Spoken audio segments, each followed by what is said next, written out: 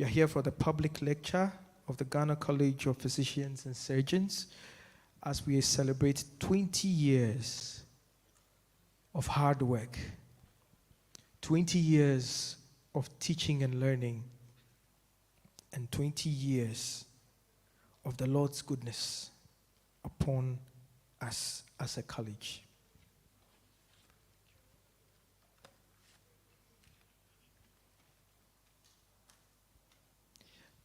This morning, as I was preparing for this program, a psalm came to my mind. It said, "What shall I render unto the Lord for his manifold blessings upon us?" And it is this song and this spirit that we join hands together this afternoon to listen to some great words of wisdom from some seasoned personalities that I would refer to as the ancient of times. On that note, I would like to welcome you. My name is Dr. Nana Kofi Edu Afare, and I'm a member of the Ghana College of Physicians and Surgeons Family Medicine Faculty. To kickstart this afternoon's program, we need to commit ourselves to the hands of God, and to help us do that is one of our own. Personally, he's an uncle to me and a mentor in that regard. Dr. Henry Lawson, the Vice Rector for the Ghana College of Physicians and Surgeons. Please, let's give him a big round of applause.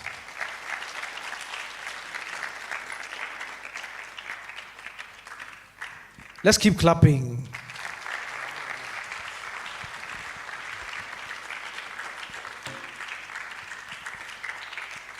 It's okay. It's okay. May we please rise for the opening prayer?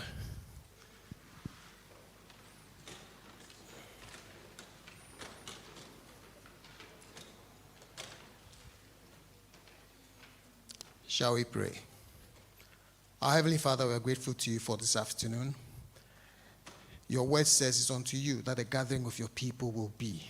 And where two or more are gathered, you are there in their midst. We thank you, Father, that you are here with us.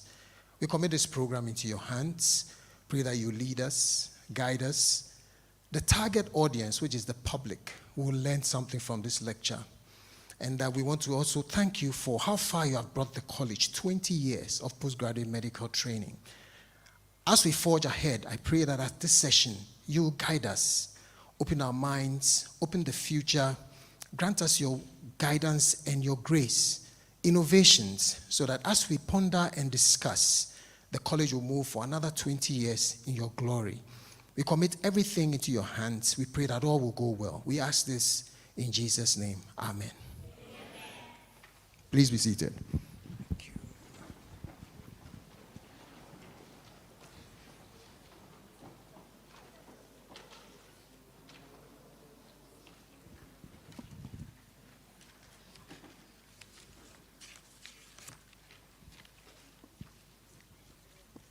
Thank you, Osofo Lawson.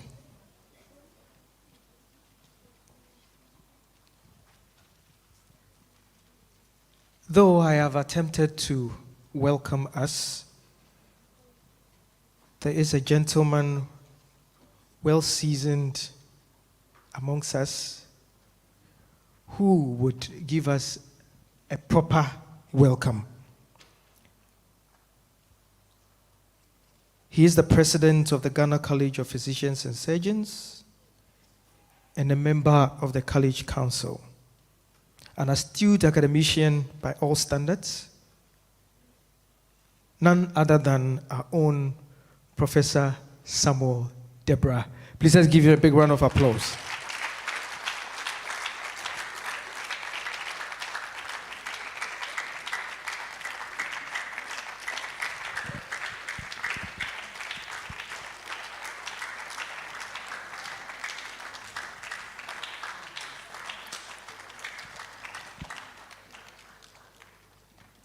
I am not surprised the young are clapping so loud because they all aspire to be like Prof. Prof, you're most welcome.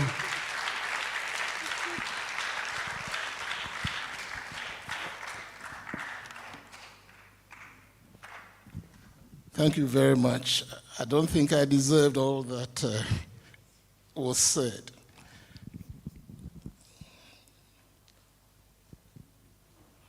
Chairman of Council, Professor Yodi Jemfi, Chairperson of the occasion, Vice President of the College, Rector of the College, Vice Rector, previous rectors, distinguished inviteds,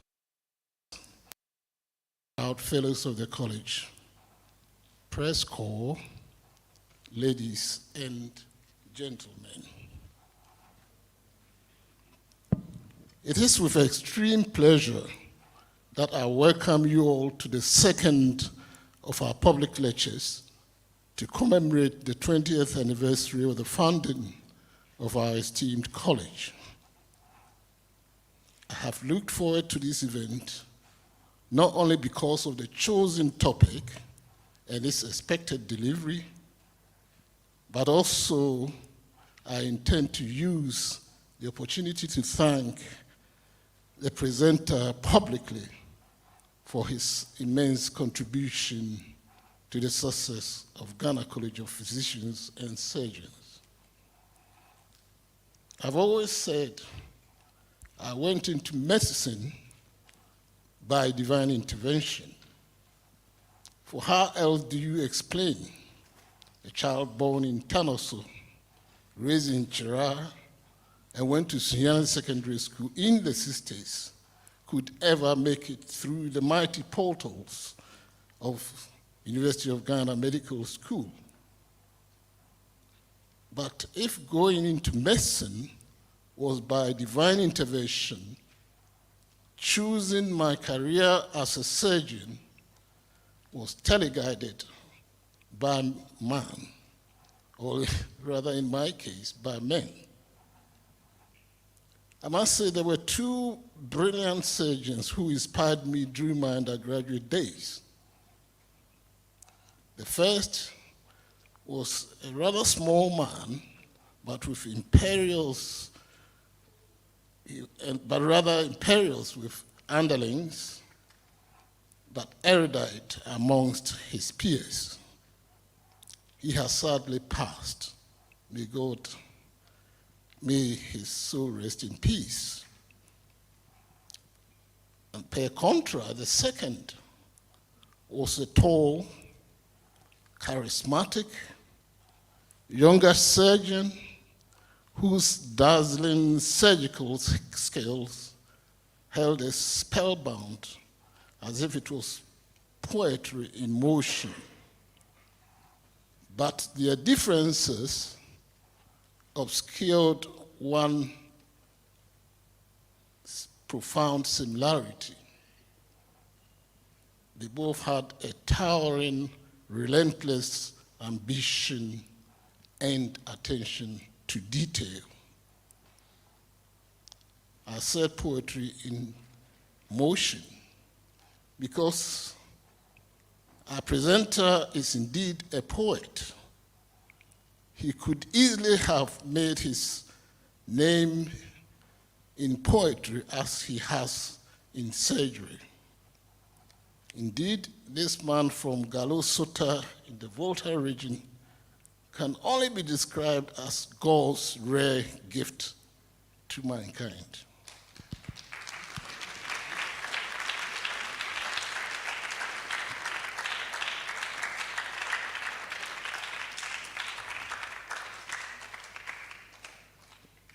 The gestation period of our college was marked by a fractious, internecine debate as to whether or not the college should be formed at all.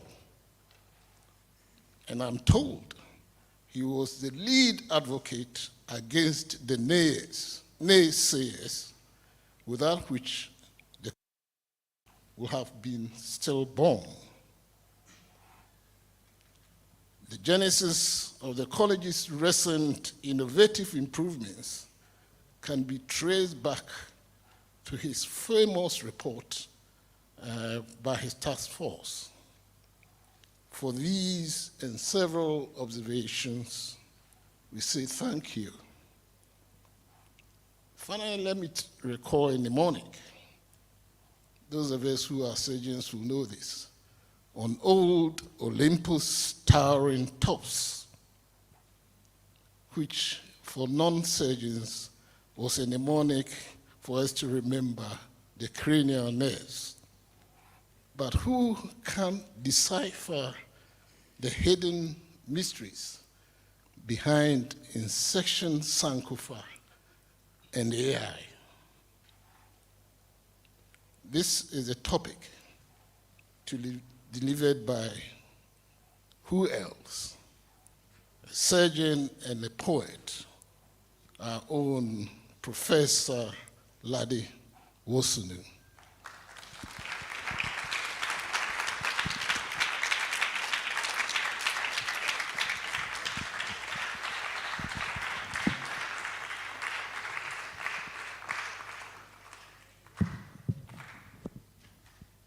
I think that one was for me. A bigger one for Prof.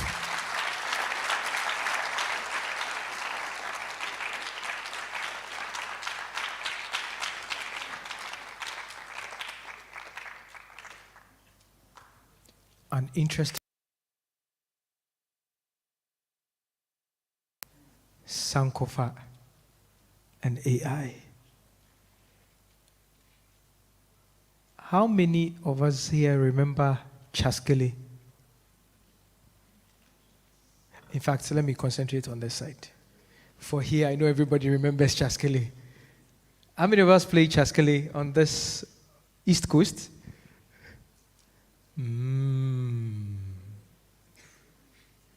Interesting.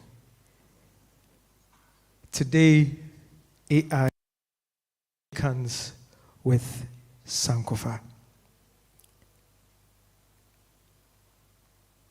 I would want to introduce, or actually invite to the high table, the following individuals. So please, if you kindly hear your name, kindly be here with us.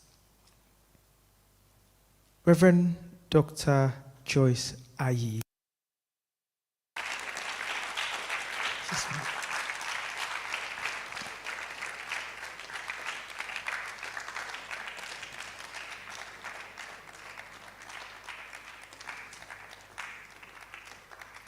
Professor Yao Edu Jemfi.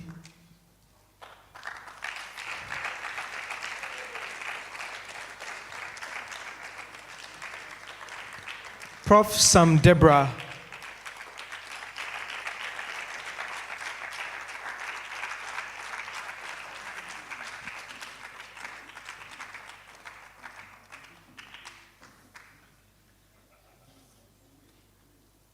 Professor Pius Abonoku.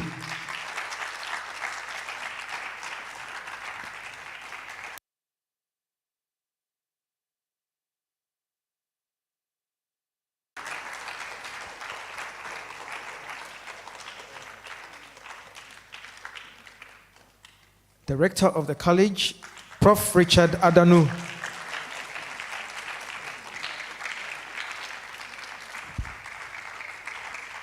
Is Prof around? Oh, okay.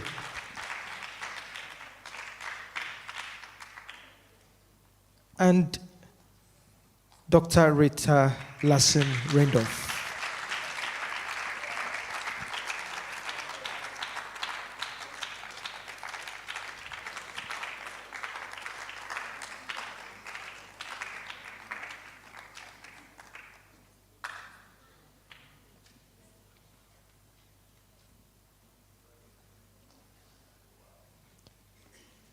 About a few years ago, I have a nephew.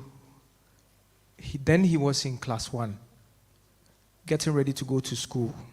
My nephew's name is Jojo. And he was busily crying one Monday morning.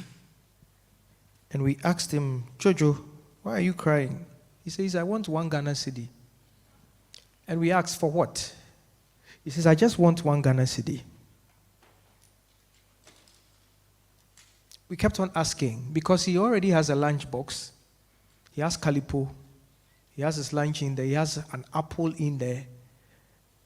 His mother said, Jojo, let me add 2 fingers of banana. He said, no, I want 1 Ghana cedi.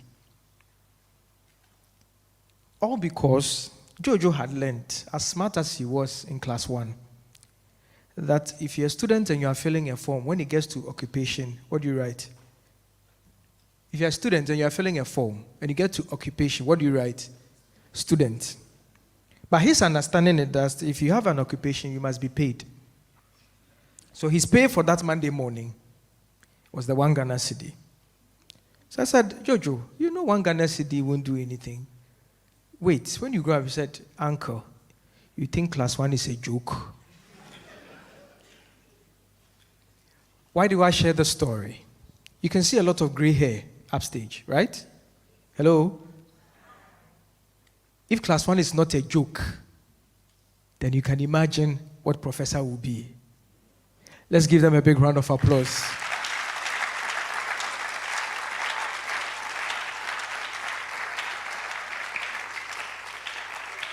This afternoon, we are celebrating greatness, we are celebrating hard work, and we are celebrating God's goodness upon us.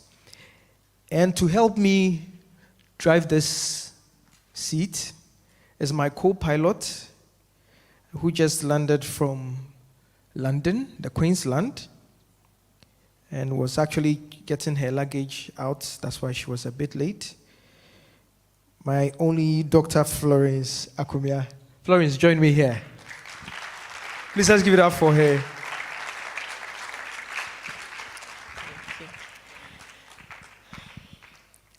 Good afternoon to everybody here. A special good afternoon to our distinguished panelists. Today, we are having our second public lecture. And if you were here for the first public lecture, you know that you have to hold your breath because a lot is going to go down. And there's a lot of history, there's a lot of new information that we are going to get, especially given our speaker for the day. But before we have our speaker come in, I'll introduce the council chairman who would be here to give us the address.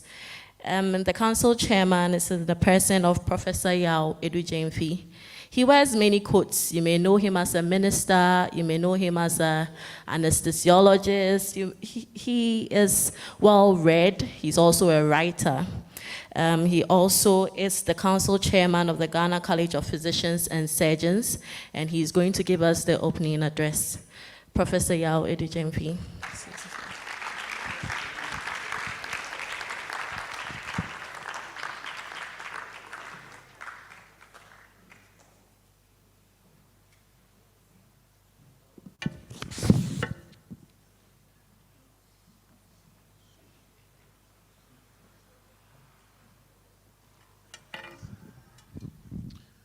Good afternoon. I am most flattered to be described as a minister. But I'm not sure whether he's a political minister or a priestly minister. I think I would rather want the latter. Looking at my brother sitting here, Professor Frimpong Boateng, I'm sure he's not regretting being a minister, but I'm sure he'll have a thing or two to say about this. Madam Chairperson, guest speaker Zipito, Professor Ladewo Sonu, President of the College, Vice Presidents, past Presidents, and past Vice Presidents, Togwe Watri and Madam, Asafa Achenuno, I haven't seen you for 40 years. Mrs. and Miss Arthur, Rector, Fellows of the College, Fellows of the Academy of Arts and Sciences who are here, members of the college, students. In fact, I recognize all you distinguished people. It's a great pleasure to be standing before you this afternoon to welcome you to this lecture. the second in the 20th anniversary series. And as custom demands, I'm required to make some remarks. At the last public lecture, I indicated during my introductory remarks that the College of Physicians and Surgeons as an enterprise was still, and still is, work in progress. This will continue to be so for as long as the college makes serious attempts to assess and reflect the emerging health needs of our communities and incorporates the dynamic changes into the training programs. I must acknowledge that the college got out to a very good start under the able, innovative, and resourceful leadership and efforts of the first administration that laid down the routines that have guided us to date. The college got a home, a library was established, a museum set up, training started, and the first graduates came out in 2007. Ladies and gentlemen, I applaud those Inception administrators and may God bless them. They saw the need for change in the law to allow for appropriate and facilitated delivery on the vision and mission of the college. Hence, they canvassed for changes in the law, Act 633, which was superseded by Act 833, whose legislative instrument is yet to be completed to strengthen the operations of the college. The college is now at a juncture which demands that it must redouble its efforts in supporting the overambitious universal healthcare agenda, namely health for all by 2030, which calls for closer collaboration between the college, Ghana Health Service, and the Ministry of Health. I commend the Ghana Health Service for its support for the decentralization efforts by the college. The Ministry of Health has, however, been very slow to put in place the appropriate fiduciary arrangement to be backed by law to assure funding for training. Current fiscal arrangement to support the training is ad hoc at best.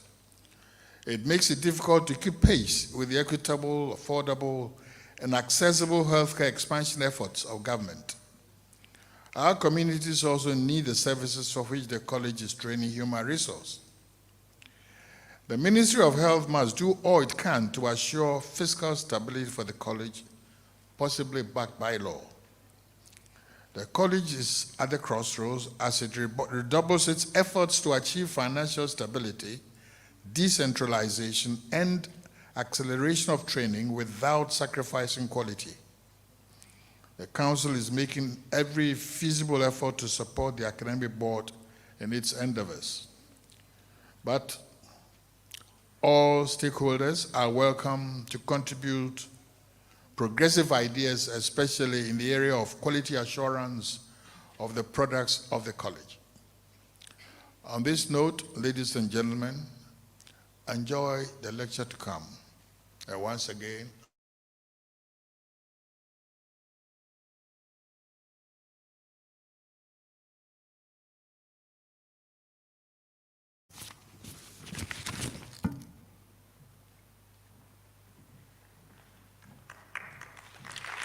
Thank you so much, Prophet Ejimfi.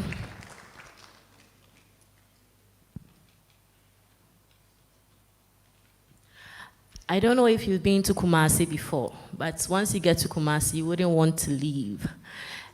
So if we have a guest coming all the way from Kumasi to join us today for this second public lecture, then you should know that a lot of sacrifice has been made and a lot of dedication to the college is at play. So to introduce the chairperson, we have Professor Pius Abenoku, who is the Vice President, Division of Surgeons of the College of Ghana College of Physicians and Surgeons, and a member of the College Council. Professor Abenoku.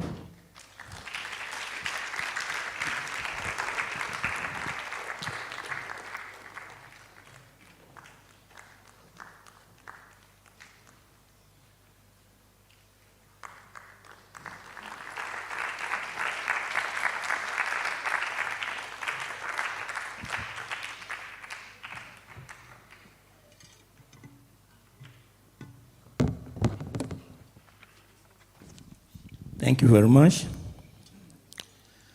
Again, I welcome all of you to this program.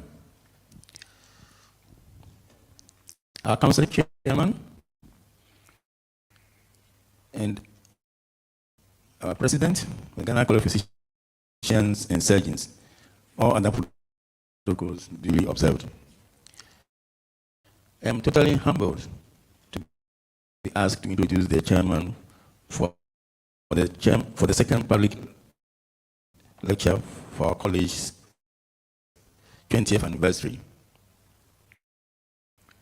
We are aware that our functions as one of these, our top level category in our country,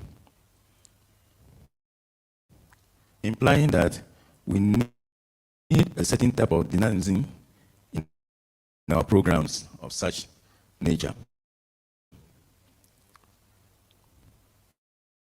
For today, our chairman is the founder and executive director of Salt and Light Ministries, a Ghanaian parachurch organization that motivates and encourages Christians to be the best that God has created them to be.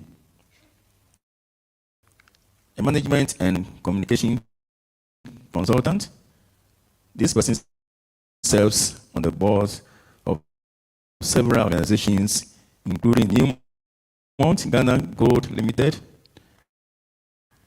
Newmont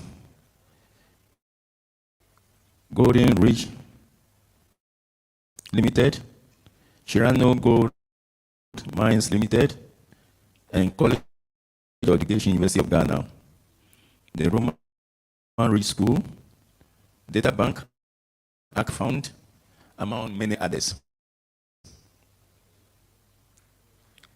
This person is a former president of the Bible Society of Ghana and the Pro-Vice Chancellor of Central University.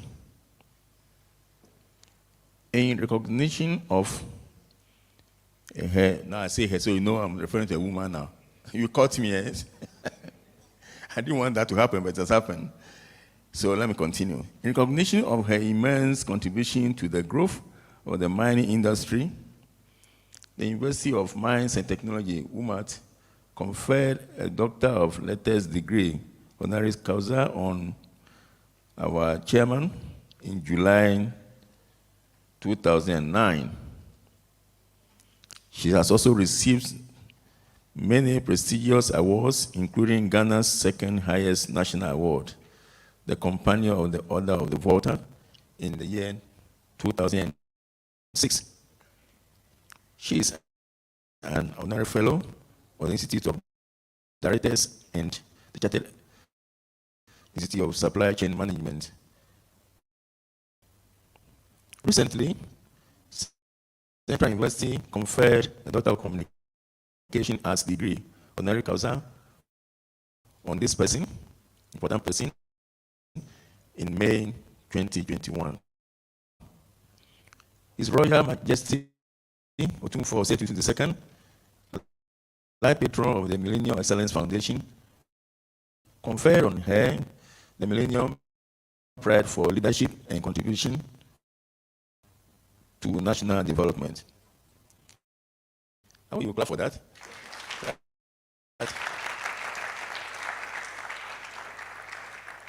If we took for a conference on you, that was something very great. This was in recognition of her meritorious work in the areas of motivation and outstanding clergy policies in Ghana in July 2021. She was honored with a Lifetime Achievement Award by the Ghana CEOs Awards in April 2022. Ladies and gentlemen, our chairman was the former chief executive officer of the Ghana Chamber of Mines, where she served for 10 years. She's also the first woman to head an African Chamber of Mines, the very first woman. This person I'm referring to, and you will see her very soon, has dedicated well over 40 years service to the public and private sectors in our country, Ghana. Well done, madam.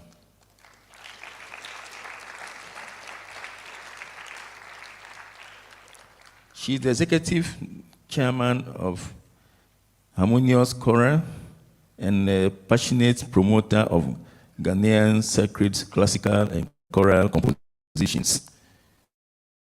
She is a member of the Bishop Chapter of the Full Gospel Businessmen's International Fellowship, and a preacher and a teacher of the Word of God.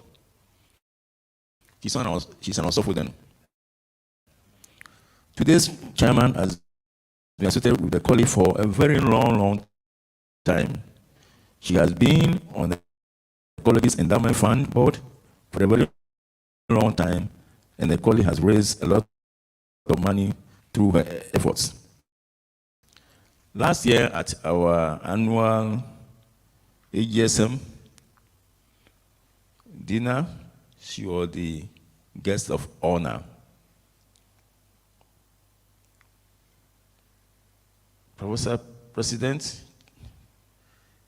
invited guests, ladies and gentlemen, I guess after hearing all this about our chairperson, you would be interested to know the basis of all her achievements. I'm very much interested to know how she managed to achieve all this. So I'll tell you a little bit of it, please.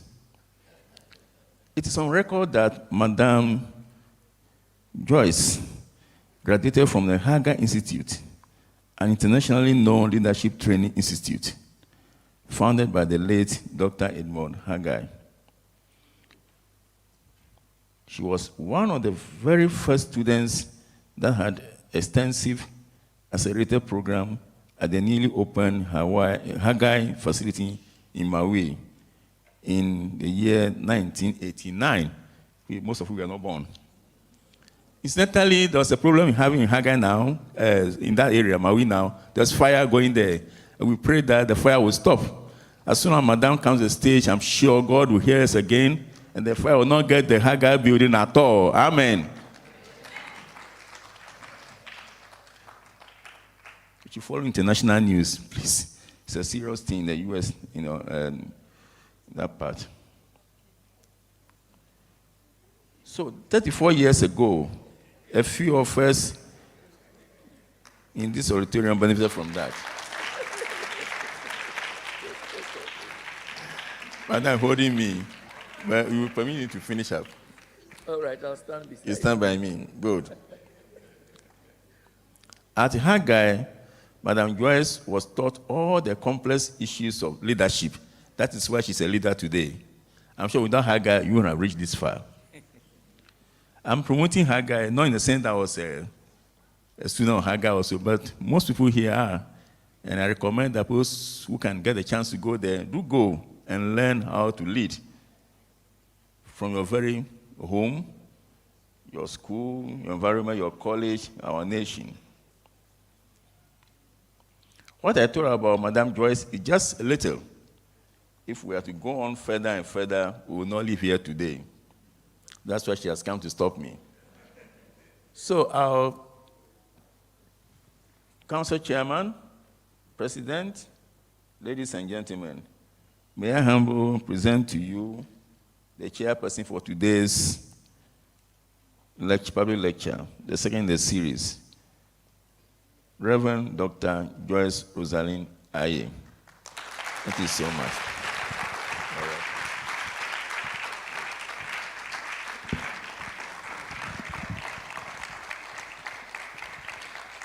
Thank you, Professor Pius.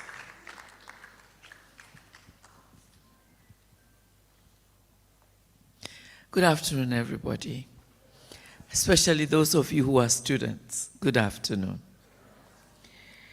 Her Excellency Matilda and I don't remember when we were last your age, which shows how old we are.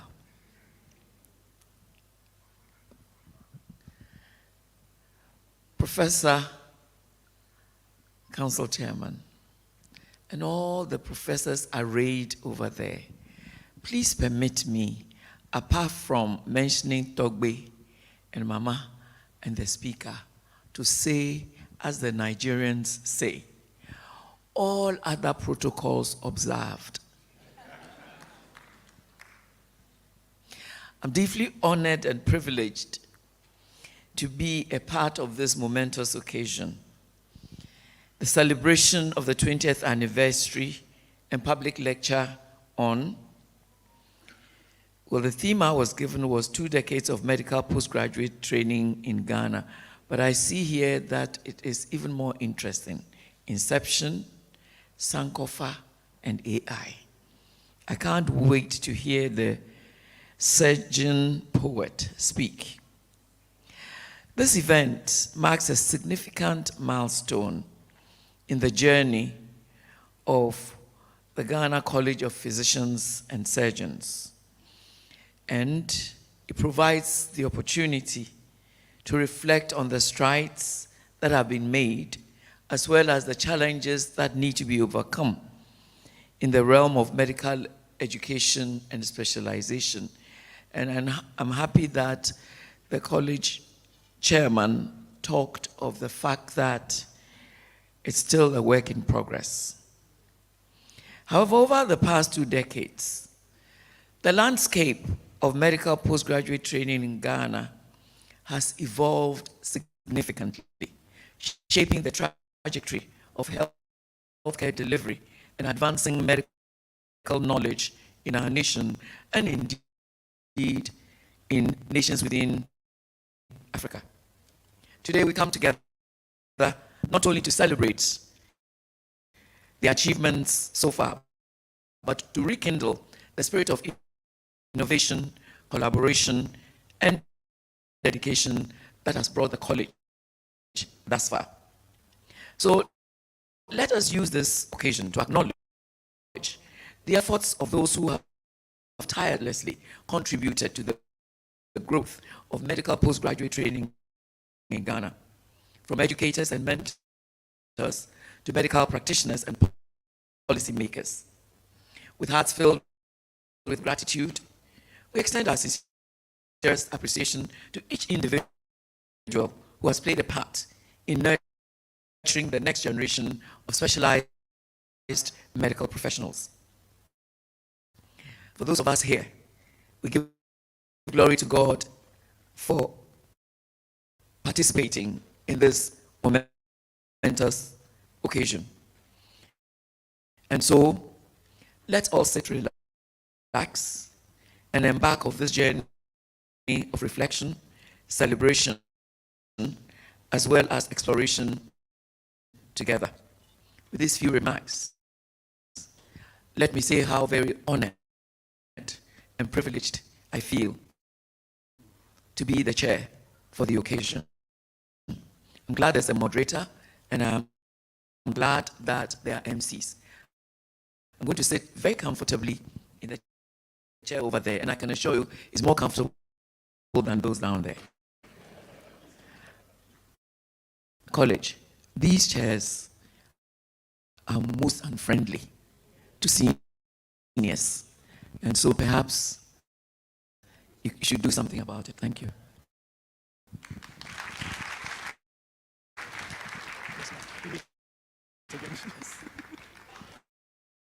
Please let's give a big round of applause to our chairperson.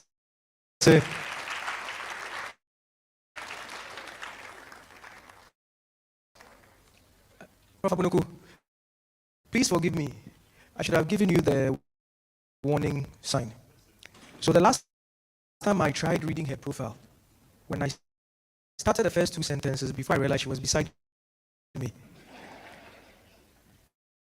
all I heard was, "Give me the microphone." And what could I do? As to say, "Yes, ma." Thank you very much, Madam Joyce. So we have the moderator and no other person than a big sister and a mentor again to me way back in Kumasi. I was her resident, actually a house officer and her resident. She's a health manager and an ear, nose, and throat surgeon. They said if you want to confuse them, they say otorhinolaryngologist. Hello, have I confused you? Not yet. So what is auto? It's not automatic car. And she's worked in this space for about 18 years. She previously practiced at the Confanochi Teaching Hospital as an ENT consultant. But since March 2020, she has been the Deputy Director of Clinical Care, the whole Ashanti region, under the Ghana Health Service.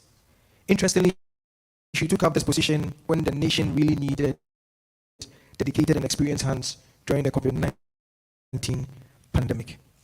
She obtained her MBCHB and Master of Public Health from the Kwame Nkrumah University of Science and Technology, and is a fellow of the West African College of Surgeons and a fellow also of the Ghana College of Physicians and Surgeons.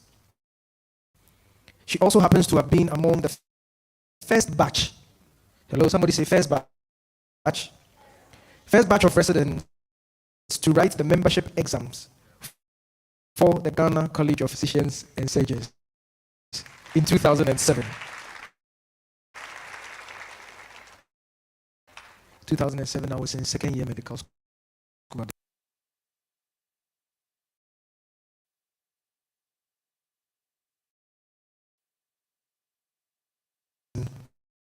Ring off. I think we can do better than that. Thank you very much, Nana. Madam Chairperson, Reverend Dr. Joyce Ayi, distinguished invited guests, ladies and gentlemen, I feel very honored to be called upon to moderate our second public lecture, even as we celebrate our 20th anniversary. I must say that not only did I witness the inception of Ghana College, but I participated in it as a candidate. So in 2003, I had obtained a diploma in otorhinolaryngology from the West Africa College of Surgeons, and I had passed the primaries to pursue the fellowship of West Africa College. And then Ghana College was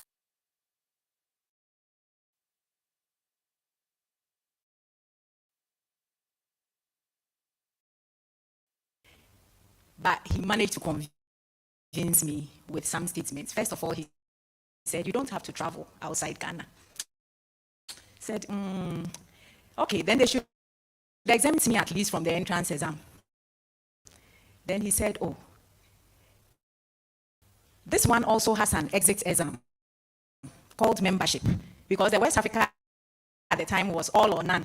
So I had seen my seniors taking exam after exam and not exiting the college. And then finally, what got me, he said, look, this is our own, so let's make it work. And he managed to convince me. So on the 4th of March, 2004, I was among 13 doctors who were traveling from Kumasi to come to Korle Bu to write the entrance exam. And guess what? We were involved in an accident near Nkoko. Our bus tried to avoid a head-on collision and skidded off the road, landed on its side. But we were determined. So our chief executive at the time, Dr. Insiansari, brought another bus. And with the exception of 2 who had sustained fractures, the rest of us sat in the bus and came to Korle Bu to write the entrance exam. And it was not until the following day we started experiencing body aches all over. Otherwise, we had forgotten we were involved in an accident. And after that entrance exam, some people went their various ways, but some of us stayed. And in 2007, like Nana said, I was one of 8 people to take the maiden membership exam of the Ghana College of Physicians and Surgeons. And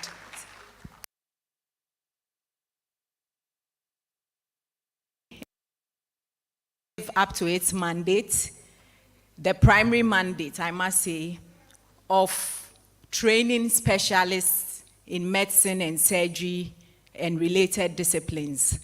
I have seen the college evolve and improve, and it is my hope that the college will continue to improve and stay relevant to new demands.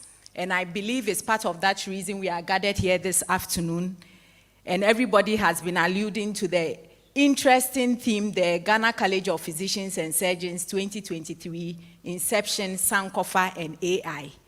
And I also can't wait to listen to a very renowned professor of ours dissect this topic. And I must say that I'm not worthy to unlace his sandals. So to introduce him, we have another distinguished professor of medicine and therapeutics and our former rector. So please help me welcome Professor David Oforiaje to introduce our speaker for this afternoon.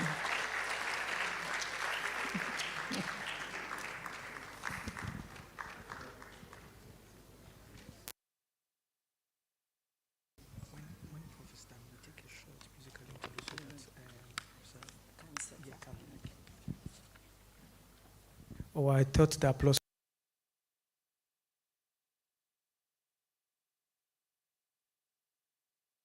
Pleasure of saying all kinds of things about me. Ladies and gentlemen, I think everybody in this room knows each other by now. And my job here is not to introduce myself, but to introduce the speaker, who has a very interesting topic. And everybody keeps saying Inception, Sankofa, and AI, inferring that AI is artificial intelligence. The man is a poet. What I don't know is whether the word is I or actually AI, but we will see. Our speaker this afternoon is a retired professor in surgery, a creative writer and a philanthropist who was once known as Lade Wosonu, Professor Lade Wosonu. Please note that his Lade has an accent aigu on the E. So if you don't pronounce this properly, you get into trouble. He has recently, actually in September last year, was made the stool father of his clan. So he is now addressed as Jupiter Professor Lade Wosonu. I hope I got the pronunciation correct. I practiced all night. He is an old boy of Presec, massive guy. He also went to St. Augustine's College in Cape Coast, where he is always remembered by the sharp edges of the creases in his khaki shorts. And then he also went to Glasgow University. And at Glasgow University, he made several achievements, and he collected all the prizes in medicine between the second year and the final year, and the gold medal for that year also. He was the first African, actually, to be awarded that gold medal. And several years later, when I was in Glasgow, at the hospital I was at, I was repeatedly asked, "Do you know Lade?" I said, "Lade also." And I said, "Oh, I know him." But interestingly, most of the people asking me were female. So I thought, he also did got the Commonwealth Award for Promising Young Professional. The Ghana Academy of Arts and Sciences in 2016 elected him a fellow of the Ghana's Maiden Learned Society. So he is a fellow of the Ghana Academy of Arts and Sciences. He actually became the treasurer in 2021, but stepped down because of ill health. He is also a fellow of the Royal College of Surgeons of Edinburgh and also of England, and a foundation fellow of our great college, the Ghana College of Physicians and Surgeons. He also is a member of several academic societies and things. I won't go into the list is very long. In the mid-1960s, he was actually working at Kolebu Teaching Hospital with the famous surgeons like Professor Eastmon, Professor Bedu, Professor Korte, and Professor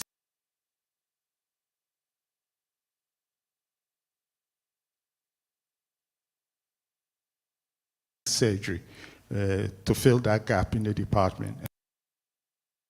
Organized at the Hammersmith Hospital. His assigned research project was actually a novelty. It was to create a skin-lined hemithorax. Hemithorax is half the lung cage. To develop this in experimental animals. His findings eventually contributed to the debate on lung transplantation versus artificial lungs. And now we can do lung transplantations based on some of the results of his findings. From 1976 to 2014, he left the shores of Ghana and worked in Zambia as the head of the Department of Surgery at Lusaka, and then he went to Saudi Arabia and worked at the King Faisal Hospital in Draman. There, he was appointed the Dean of Quality Management, and the WHO recognized his expertise in that area and actually appointed him an external consultant to assist the Republic of Sierra Leone on two separate occasions. First, to develop the strategic plans for their new National College of Postgraduate Colleges of Health Specialists. And second appointment was to develop a 10-year plan for the council.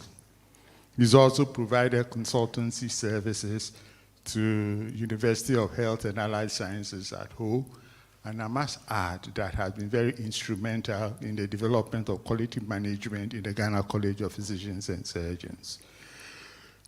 By chance, he's been at two wars, the Rhodesian War in Southern Africa and Desert Storm too. Under those circumstances, he developed and implemented triaging and inpatient care for mass casualties, something that is very useful in times of war. He has been recognized for his overall contribution to the health sciences. He's got over 90+ publications in peer-reviewed scientific journals that reflect his input in this area. He's also known as a creative writer in and beyond Ghana. His literary works include 3 collections of poems, 2 drama, and 4 non-fiction prose. It is a matter of record, and for him, a privilege, that his writing is not unknown to the West African Examination Council. His 3 examinable poems are Desert Rivers, The Master Brewer, which is my favorite, and Raider of the Treasure Trove. These are now examinable literature by the West African Examination Council. Above this, recently, 7 of his poems have been translated into 15 Ghanaian languages by the Bureau of Ghana Languages. Now, I have to be very careful here because I don't know whether this lecture will be in prose, will be a poem, or something else. For 7 years, he wrote on health and wellness issues as a columnist in Ghana's national newspapers, one of them. And being an impactful communicator, he uses simple, effective language and storytelling in his writings. His awards in this area include the Ghana Book Award in 1981, the Valco Literary Award, the National Recognition for Achievement in Poetry and Nonfiction Prose. And he was also elected the International Inspirational Poet in 2016. Now, I have to stop somewhere along the line because otherwise I'll end up giving a lecture on this man. But he's also chaired a couple of foundations. He has his own foundation, actually, the Wosonu Foundation. And then he also served on several boards. Concerning medical associations, he is or was a member of the British Medical Association, the Zambian Medical Association, also the Ghana Medical Association, where at one time he was the secretary for the Greater Accra region and actually became the Secretary General of the national body at one time. And finally, he was among those who advocated establishing the Ghana College of Physicians and Surgeons. I think that's a whole story by itself. And he has since been awarded for his contribution to the establishment of the college. I think that was about 10 years ago when we did our 10th anniversary. Okay. On my part, I have known Professor Wosonu since 1974 when I was a medical student on his ward. And I think we never lost touch after that. We still talk and I still get emotion. Early morning devotion messages from him. I don't know whether he's noticed something bad in me, he has to correct that. Yeah. So we have known each other for a very long time, and it is my pleasure, Madam Moderator, to present to you Jupiter, Professor Alade Wosonu. Jupiter, your audience.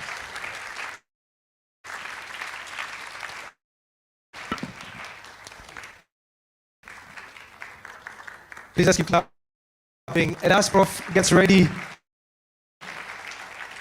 to give us that magical moment, can we have a short musical interlude of about a minute or two?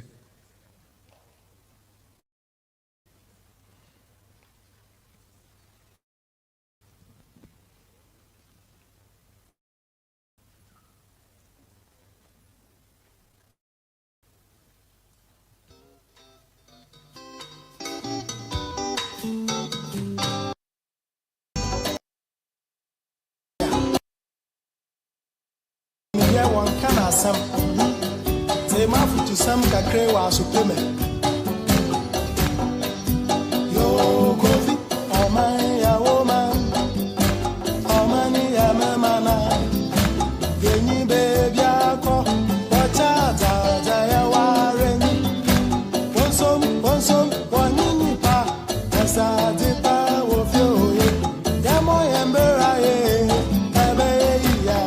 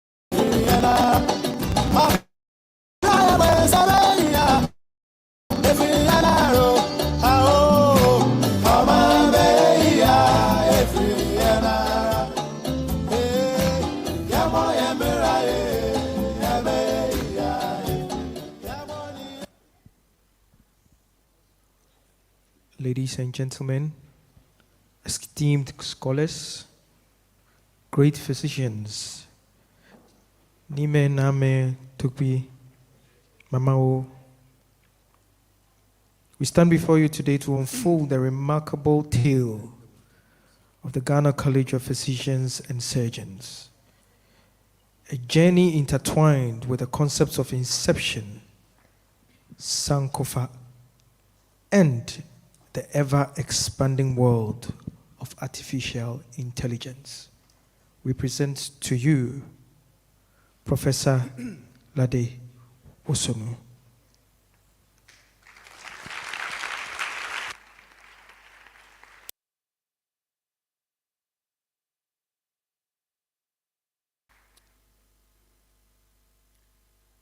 The title of this talk is, as you can see, and put the lights off, please. Lower the lights, please.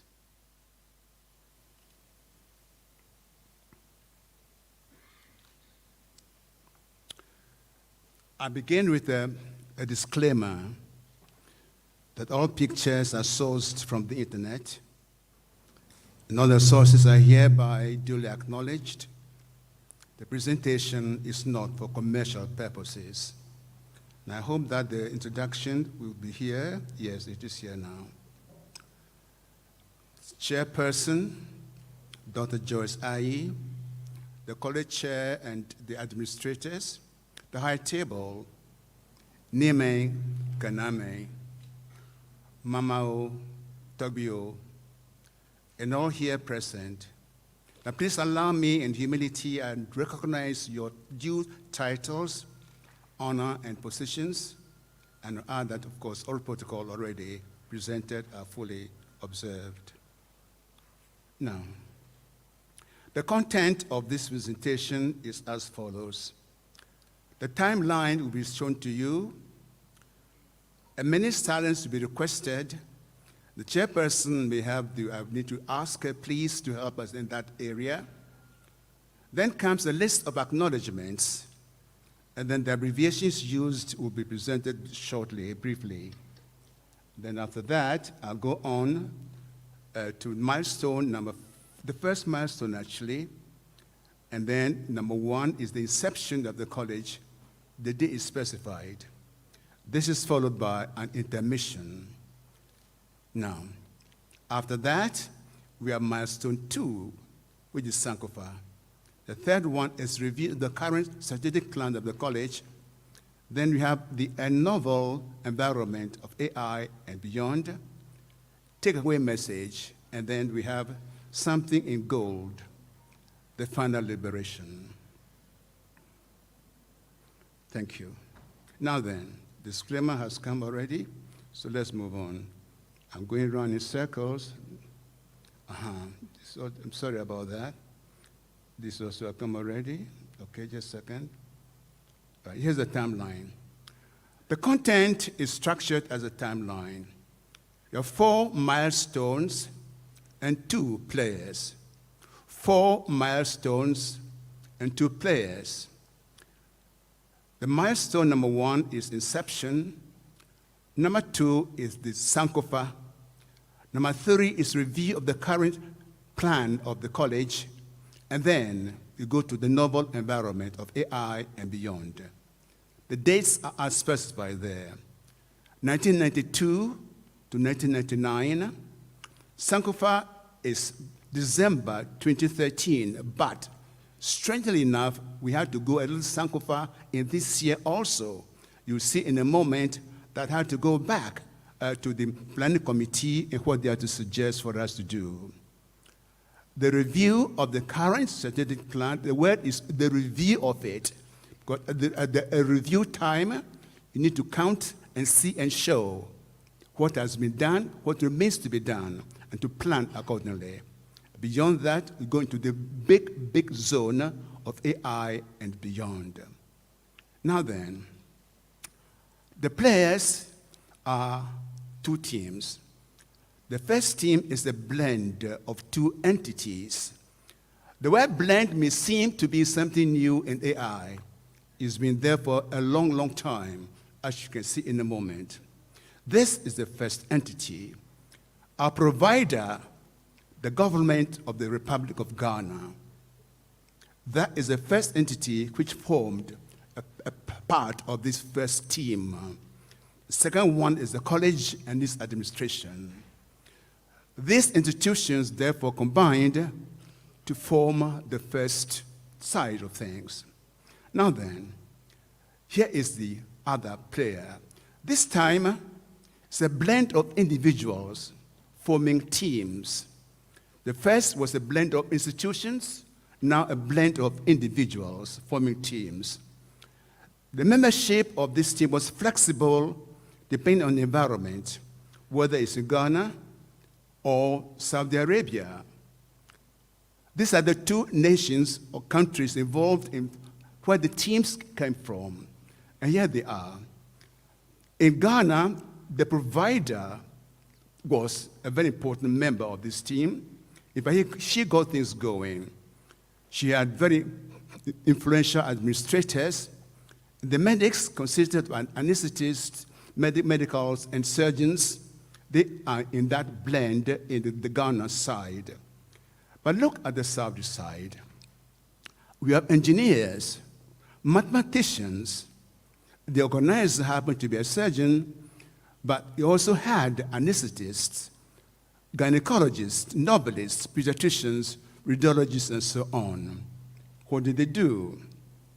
The Ghana group made recommendations to the Minister of Health at that time, but the Saudi group, they gave the information all the way to the Ghana Medical Association in Kumasi, 1997. 1997. Very well. Now, Sankofa serves a link between what has been and what is. The evidence will be shown shortly in the acknowledgements.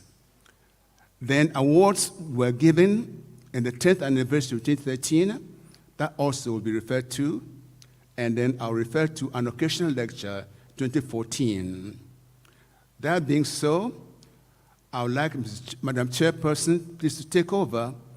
If you can observe a moment's silence for those who have taken a left flight. Madam, please.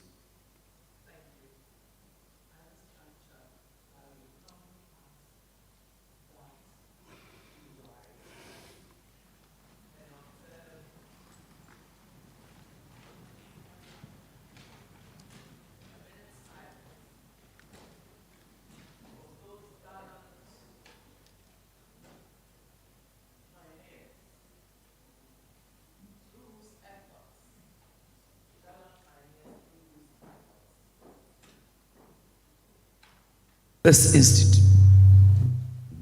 institution was not only established, but kept going till now.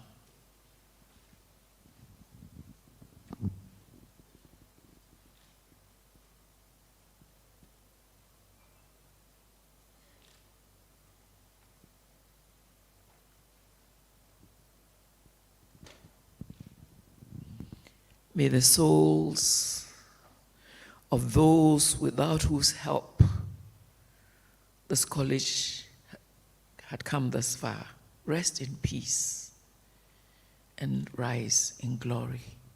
Amen. Thank you. Thank you, Madam Chairperson. We'll no longer mention the departed.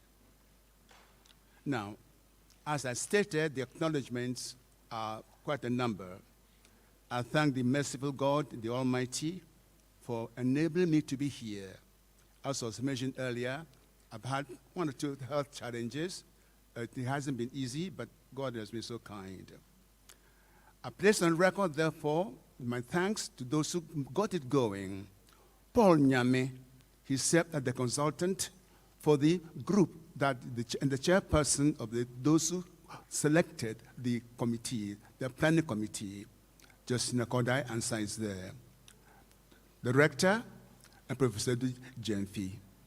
You can see that against his name, 1966 to 2023, and God willing, only God knows, and ongoing.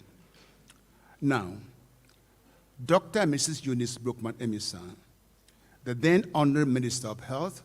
He invited Dr. Jemfi and this speaker to serve as external advisors on the task force on postgraduate medical college for Ghana. Albert Amwa, he had initiative and untiring follow-up effort. David Oforeje, the past director of the college. Then the Ashanti division of the GMA for the invitation to speak at the GMA annual general meeting, October 1997. Then, Sir Professor Dr. H. Brobe, at that time he was the president of the GMA. This is the first list of acknowledgements. The second list. In the eastern province of Saudi Arabia, a blend of 11 other Ghanaians, medics and non-medics alike, we gather for brainstorming sessions. These are the fields and names. The mathematician, Yao Fiagbaji, engineers, Kweku Timeng and Sam Somwa. Two young medics, Osbert Ajay, a radiologist, and Isaac Odame, pediatrician. And five no longer so young others. So there you are, we have a blend of the young and not so young. Professor Jemfi's name comes again. George Ankrabedu, internist and also clinical hematologist. Emmanuel Labi, internist and clinical pharmacologist. And of course, we also have orthopedics, Agamasu, actually a gynecologist and a novelist. Henry Holbrook-Smith, orthopedic surgeon and chief executive, Kodibu. Those are the group who formed that blend. Now, in the institution, the IEA, which published the occasional paper, I make mention of the executive director, Dr. George Apenten. Professor Jerome Jangba, he was the deputy executive director. He was a friend in PRESEC. Ruby, you are here to represent your husband. Ruby, could we see you, please? Let's clap for her. Her husband is not with us at the moment, but Ruby is here to say, thank you very much, Ruby, for coming. Now here's the third one, the last one. The shields and supporters of this speaker, Nime Kaname, Dogbepa Mamao. I have here, I can name you all by name.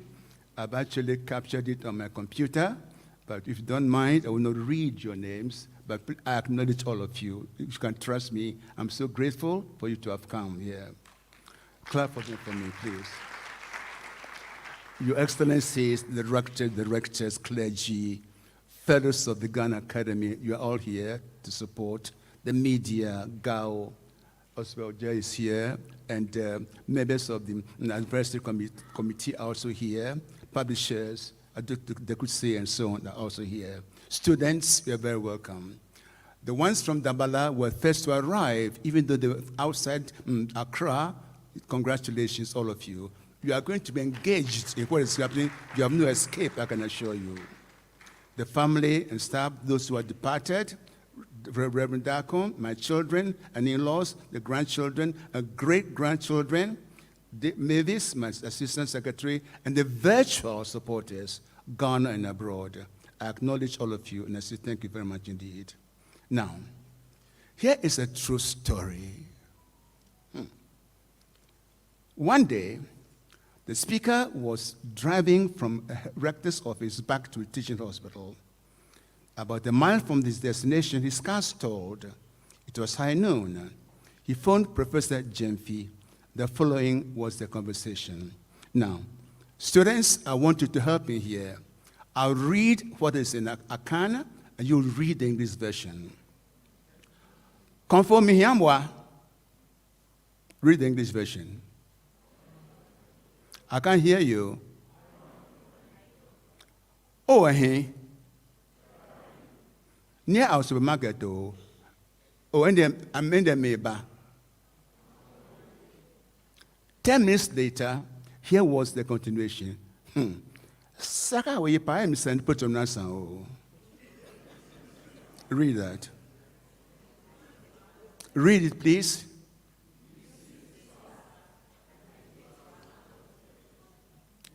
Saka, we put on Nasan. Professor Jemfi, I need your help, please. Where were we? What's our coordinates, please? Where were we when I sent you that SOS that high noon? Give me a microphone, please.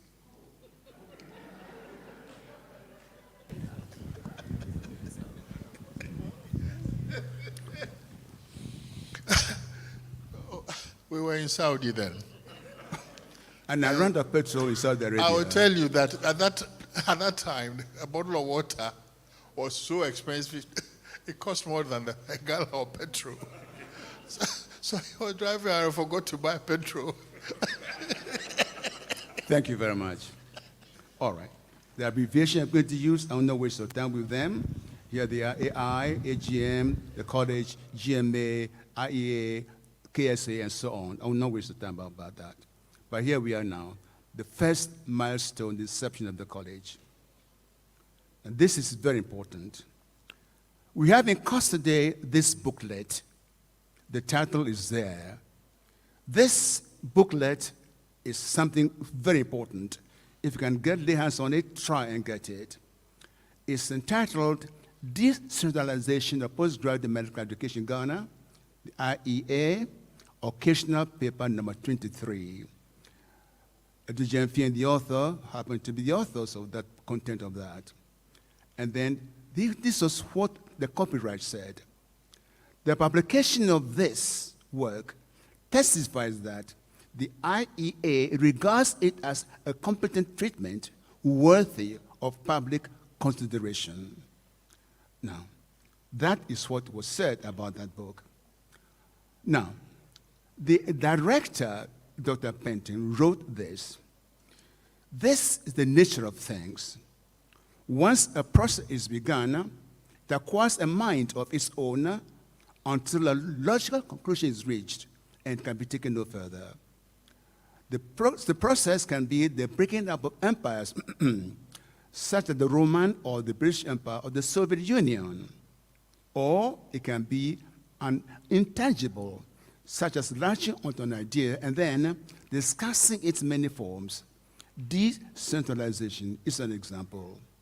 That of the medical school, postgraduate medical college, was in focus at that time. Now then, this occasional paper continues like this. This is what was mentioned by Dr. Penton. This speaker's contribution included, the courage is necessary, but whether it will be sufficient, only time will tell. The courage is necessary, whether it will be sufficient, only time will tell. That was 1997, this was said. It was recorded in 1999. And here was Professor Edu Jemfi. This process in Ghana is necessary and feasible. Please bear these two words in mind. Is it necessary? Is it doable? But both authors also exemplify the adage, you don't know a subject until you can express it in numbers. Would you believe it? When I asked information from the planning committee, over 50% of them asked for impact assessment. So it's important to have things expressed in numbers. This is what your committee is looking for. And this is what it said. I place on record the gratitude of the IEA to the Danish government through the embassy in Accra and Danida, whose generous assistance made this publication possible. I refer to this input because we're going to come to it again. We talk about Sika, money, aga, koba. Thank you. The Daily Graphic editorial appeared in that month of February 1997.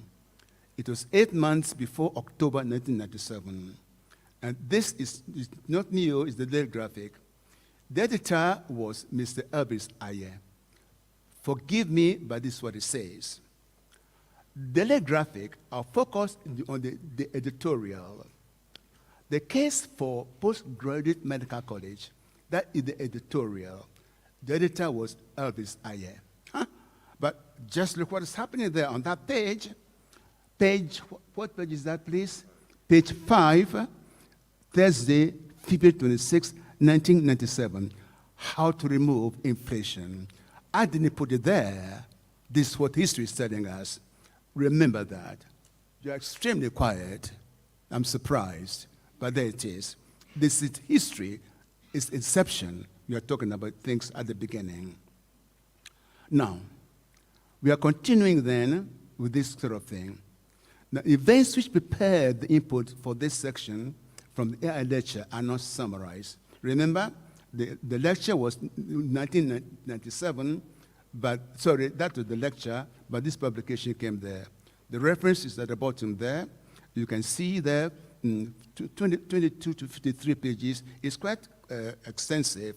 If you want to get hold of it, I recommend strongly that you do. You'll find it quite interesting.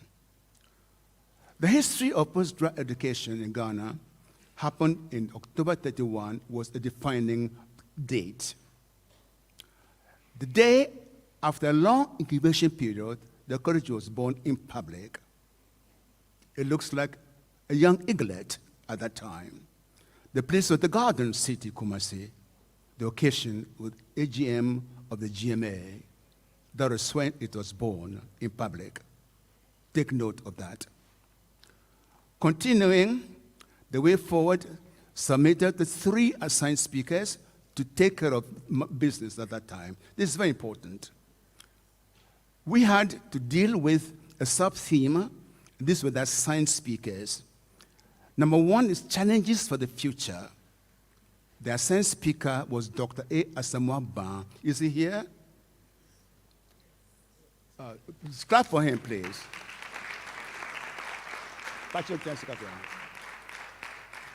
Thank you very much indeed. Now, number 2, the official view of the GMA, Dr. Wiridu. Is he here? We'll clap for him anyway. Maybe it's online.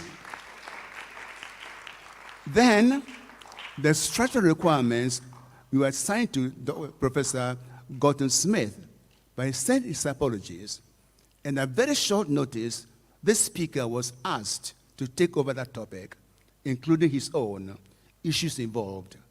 That is how that was addressed in Kumasi that far back. Thank you. Now, we go on there. A revisit of 6 issues raised in 1997 because they may be relevant for today. Here they are. The range of specializations. The chairperson made a mention about that. The funding by subvention. You made mention of CICASEM. Change management. Junior hospital doctors. I want to know the number of residents who are, the junior residents who are here. Show your hands, please. Junior residents, are you here? Any of them here? Please, let me see your hand. Nobody's here. All right, no problem. What about the mature residents, the senior ones? Any of them here? Aha, 1, huh? Okay. When I'm talking that section, you have to respond to what I'm going to say. And then the story about tutors. Fine. The range of specialization shall expand. That was predicted. One cannot arrest the process of division. It is part of growth and development. The college shall be plagued by the birth pangs of subgroups, anesthetists, dentists, dermatologists, and so on. They shall demand not just separate sections, but different colleges. When this happens, as anyone can predict it shall, let it be handled with grace and dignity. The page is there, page number 30. That is when this was cited. Now then, it says here, on a lighter note, this thing called specialization, the range of shall expand, but please, it's not the free for all, though. It's not the free for all. We cannot, the Ghana Health Service is not offering health transplantation on demand, although some of us can do with health transplantation immediately. I have a motorway right now. So, for the time being, the college can safely delay graduating specialists in health transplantation. Am I right? Clap for the college for discernment. All right. Now, another issue is funding. Funding. The college must access funds which must be adequate, regular, and inflation-proof. That was 1997. 1997, it was recorded after all that blending from Saudi Arabia here and so on, the funds must be adequate, it must be regular and inflation-proof. Beware the subvention as your main source of funds. The college tends to rely on subvention. It's a vintage wine dispensed by a miser. It can run dry when you thirst most for it. And this is the man to avoid. This young fellow, Napoleon, he closed a whole college in Venice in 1801. Why? His age was just a middle grade registrar, but he did it because he had the authority to do so. Subvention is, don't rely on subvention.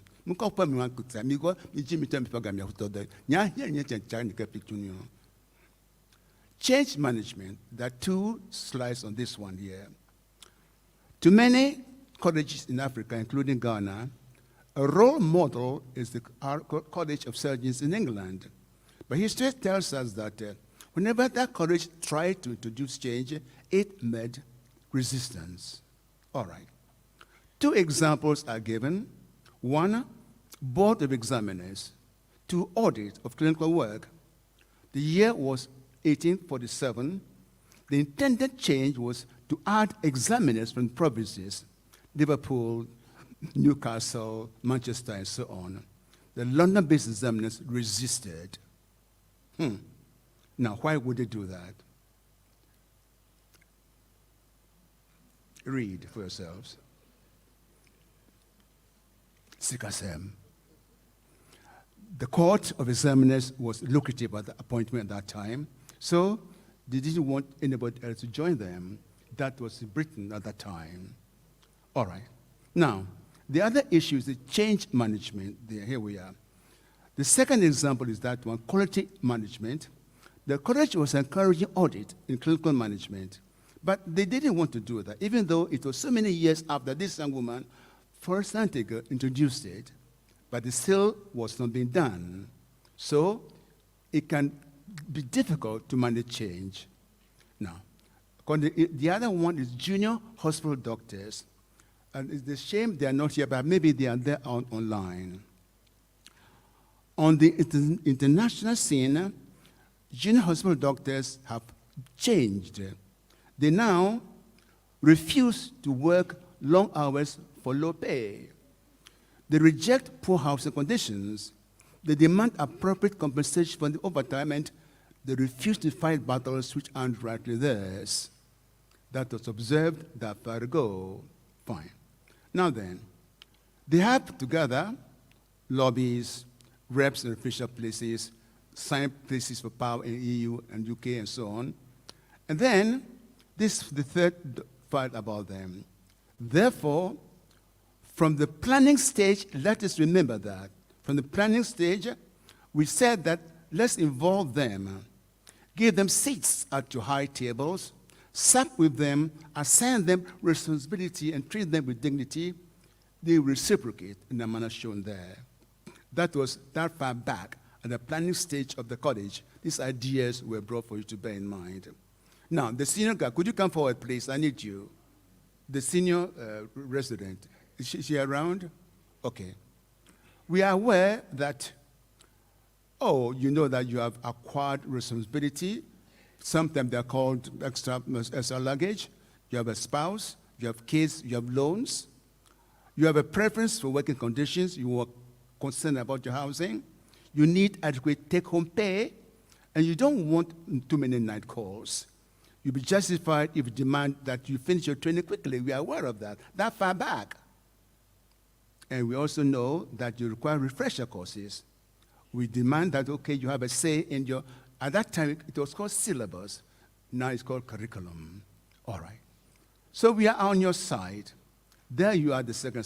So when they, regional hospitals, the understandable, they don't want to go there. Once upon a time, concerning London, we read, students were suspicious about receiving part of the education outside the teaching hospital and away from the epicenter of their social and domestic life. This is what you know about them. So we are on your side.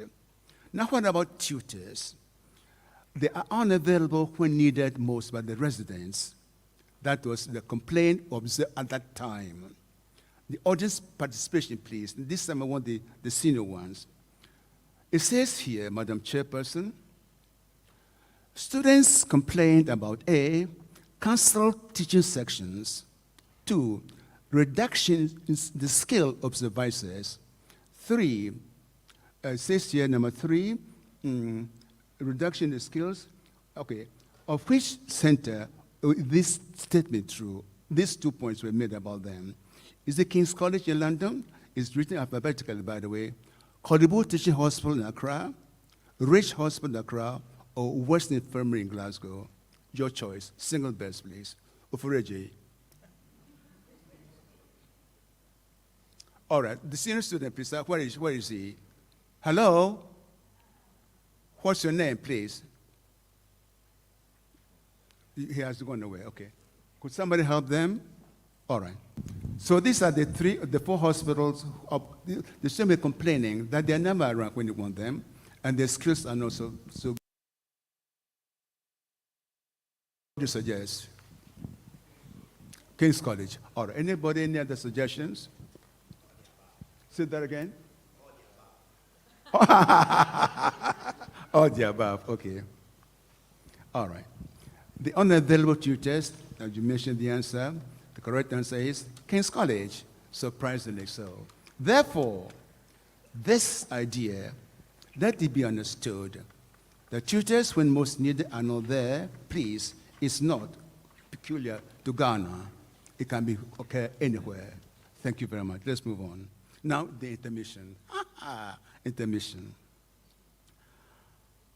Madam Chairperson, this courtesy of the Ghana Education Service, Mrs. Achampong Prisek, John Saki of UCC, and that book called Cockcrow.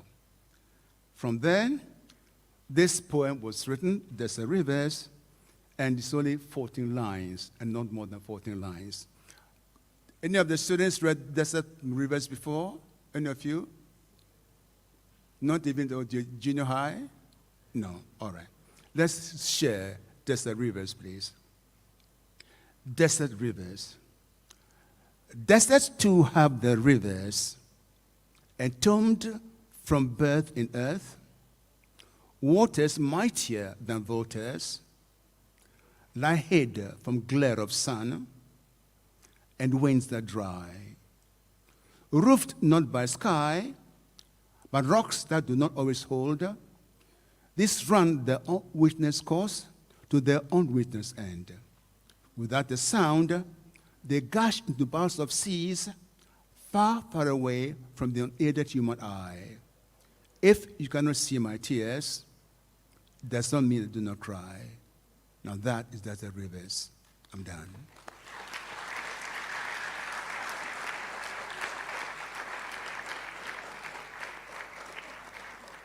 I know that many people are here from many places. My fellow people on boards are here. The one from Aluex is here. I know you are there. Many others are here, but we'll record you shortly. Now we go to the second part, Sankofa. Now this is Sankofa. Now, Sankofa.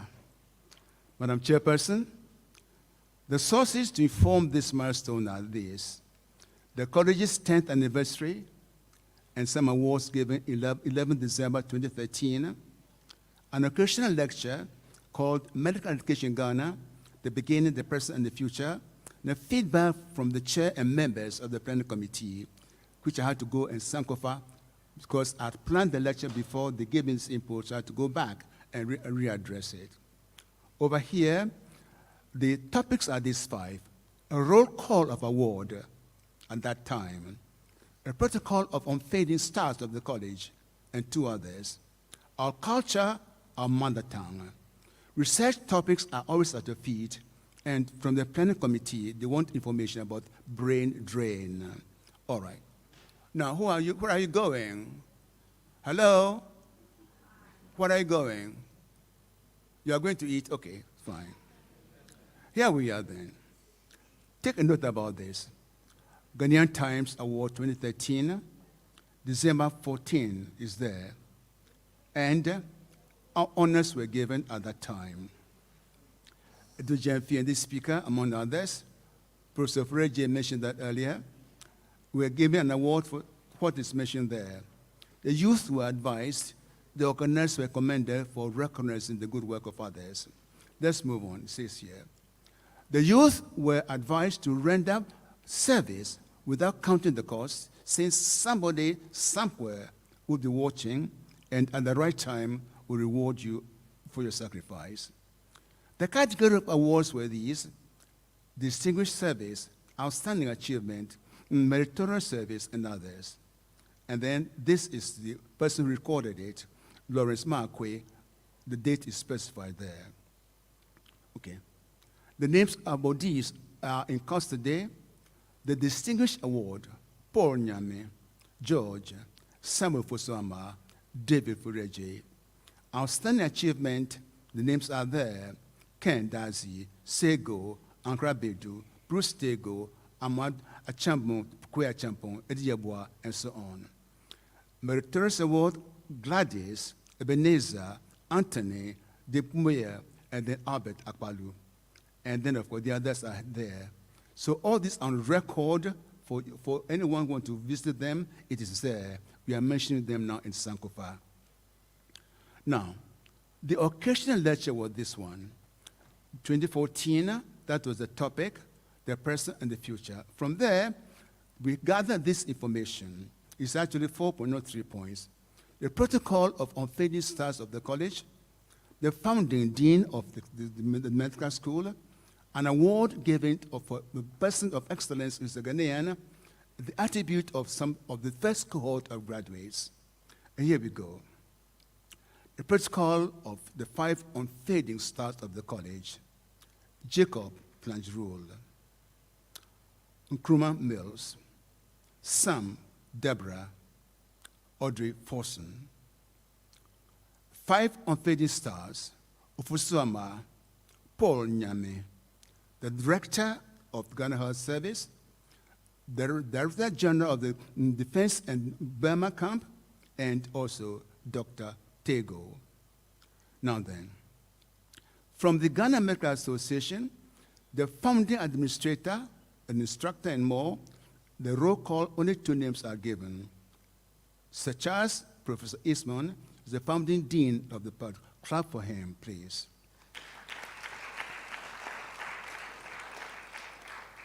And then, we note here, no nation can do it alone. Bear that in mind. An example of recognition of a Ghanaian, and here it is. The name is Professor Isabella Kwache. 2019, she was a recipient of that award there by the American Society of Tropical Medicine and Hygiene. Clap for her. And during the speech, it was noted that it was an honor for a female scientist who is an icon in research in tropical medicine. Your good work also be found out. Now, what about this one? The attributes of the first cohort of graduates, I pick only one, that is bravery. The year was 1970. The focus was cholera at that time. The outbreak was at a place which is very difficult to pronounce. The first doctor to be there are these 3.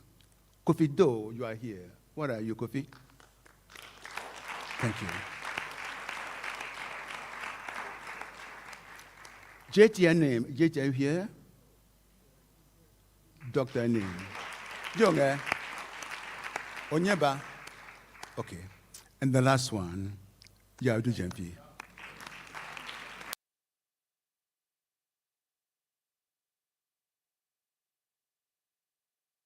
The most important topics we are addressing today. The youth are here in large numbers. We're talking about our culture, our mother tongue. The source happened to be the JB Memorial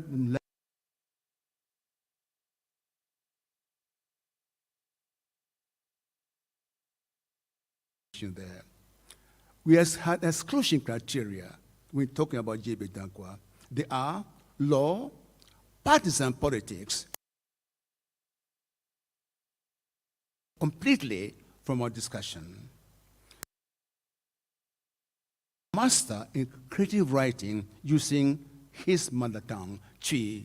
I wish I could write an Ebe, but I can't. I'm disgraced. I'm so sorry about that. The relevance, therefore, of this concept, of this thing that he did in Ghana today, let's visit that in the next 2 minutes. Number one, the benefits of being bilingual. I want the students to listen carefully, and the teachers among us also remember this. And when you go home, I hope it will make you change something they're doing. This is research-based evidence. The source is at the bottom there. You can research it or check it out yourself if you want to. The focus is only on this one, the benefits of cognitive and social linguistic skills. Only that's the focus. And here they are. The infants who, it says here, are raised in bilingual setting are more flexible psychologically than those raised in monolingual environments. They retain their perceptual flexibility into adulthood. They find learning a third language easier. They develop enhanced critical rate-limiting skills such as attention, inhibition, and switching. All that you gain by speaking more language than a foreign one when you're a child. It goes on to say, now those who are leading the charge here, the Ghana Culture Forum, they're promoting Ghanaian identity through our cultural diversity, and this is what they're asking for. The other organizations are, I hope the Ministry of Health, Education Service, the Bureau of Ghana Languages, Writers Association, prominent citizens are doing all that. And then there are some individuals here. For example, Boateng of the BGL, Chris Kra, and Professor Kofi Anyidoho, Nana John Apenteng. I'll indicate in a minute how roles they are played in this thing. These are the ones leading the charge here. Anyidoho is advocating that we use the language as a medium for instruction in creative in university, including exit exams. He had experience about that. The Ghana languages in East and West Coast, the Voices Without Borders. In Togo, they give awards to those who write the poems in the Ewe language. This is what John Apenteng is saying. The Bureau has done something novel. They translate poems into Ghana languages by other writers. Some 50 years ago, writing Ghanaian language was frequent. Many educated Ghanaians could do that, but these days, I wonder how many of us. I myself, I'm guilty of that. Therefore, two consequences of speaking foreign tongues instead of a mother tongue. This is one of them. If bilingual adults develop Alzheimer's disease, they show the symptoms about 5 years later than the opposite. This is because their brains compensate for the disease through the skills they've been using all along.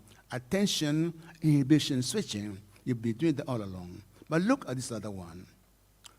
Monolinguals can end up as being psychological cretins, although their genes were from the mothers or the parents.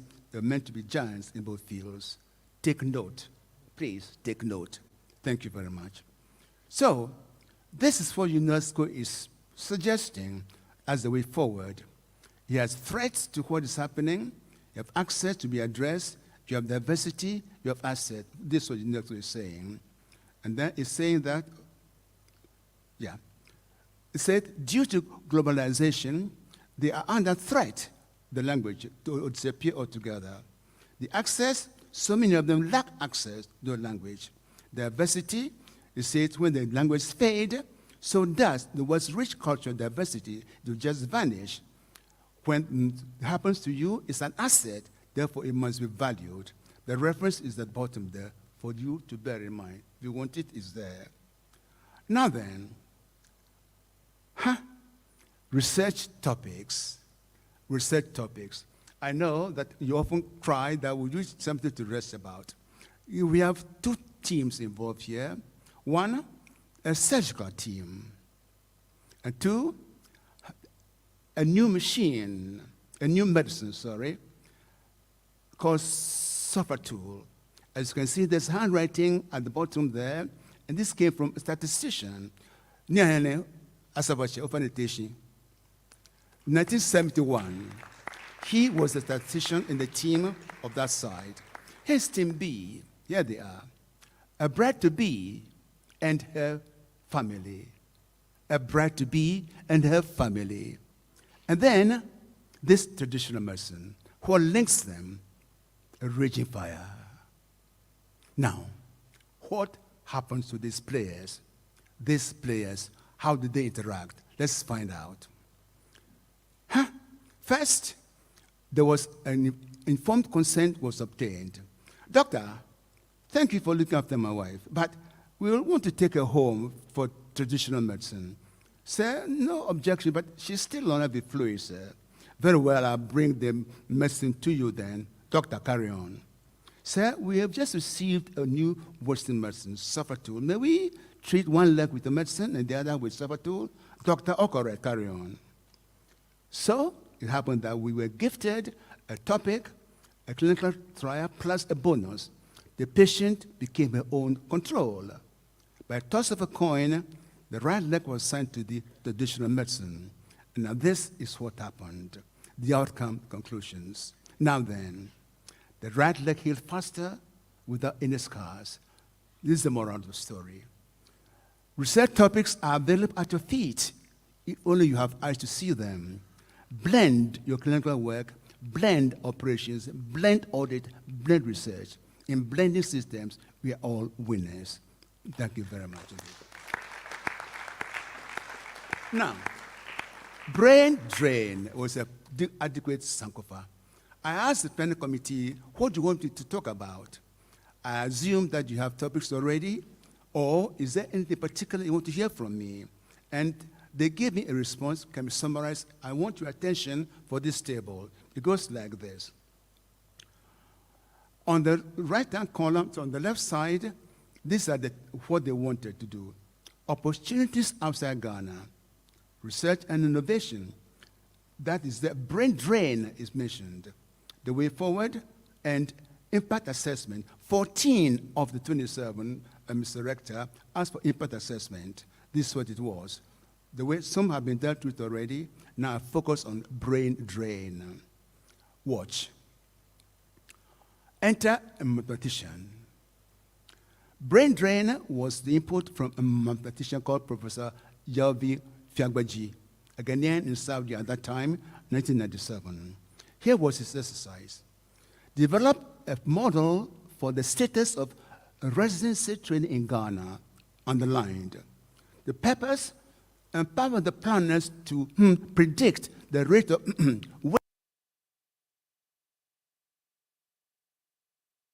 to control the model. This way he was told, the mathematician.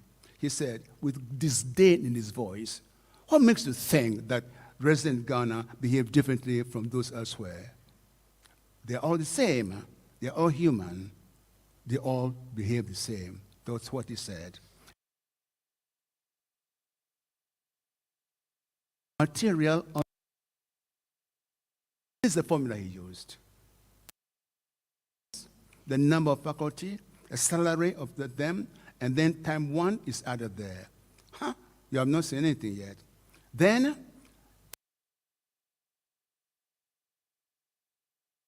and that is my question 2. Now, this is strictly for only the mathematicians among you. It says here, that is question 1. And that is question 2. But please, forget about them if you're not a mathematician. But we have to involve them at that time to get the precision that we require. Thank you. Now then. So, he went back to logic. This is what he said. This is very important. If the number of persons remain in the system at any time can be predicted by the way the residents see happening around them, to them, and to their colleagues, and especially, above all, to their faculty, because everyone needs a model. Therefore, if the salary at role model of year 2 is no better than that of year 1, the year before, on the contrary, each year it gets less and less, by 33% in terms of purchasing power. Inflation, anyone can predict the most likely trend shall be lower than that one. This is mathematics talking. And then he says, here's the conclusion. He says here, the power to assign a number, i.e. the power to determine the magnitude of the decline, is the only thing added by solving the equation. After the trend, it is logical. It is common sense. QD, thank you. I'll take a break. Water, please. Clap for Claude, not for me.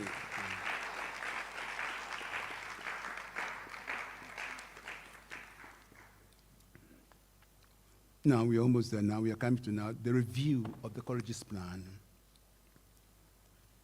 The focus is the college strategic plan, the time specified there. That's the source here. It says that we are only three things were cited to show that, yes, you're interested in things to come.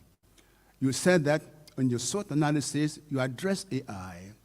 You shall use AI to enhance resident training experience, and it's being developed globally. Therefore, you also want to participate in it. So far, so good. Now then, the other evidence came from interaction with Professor Park Monaku and Sam Debra.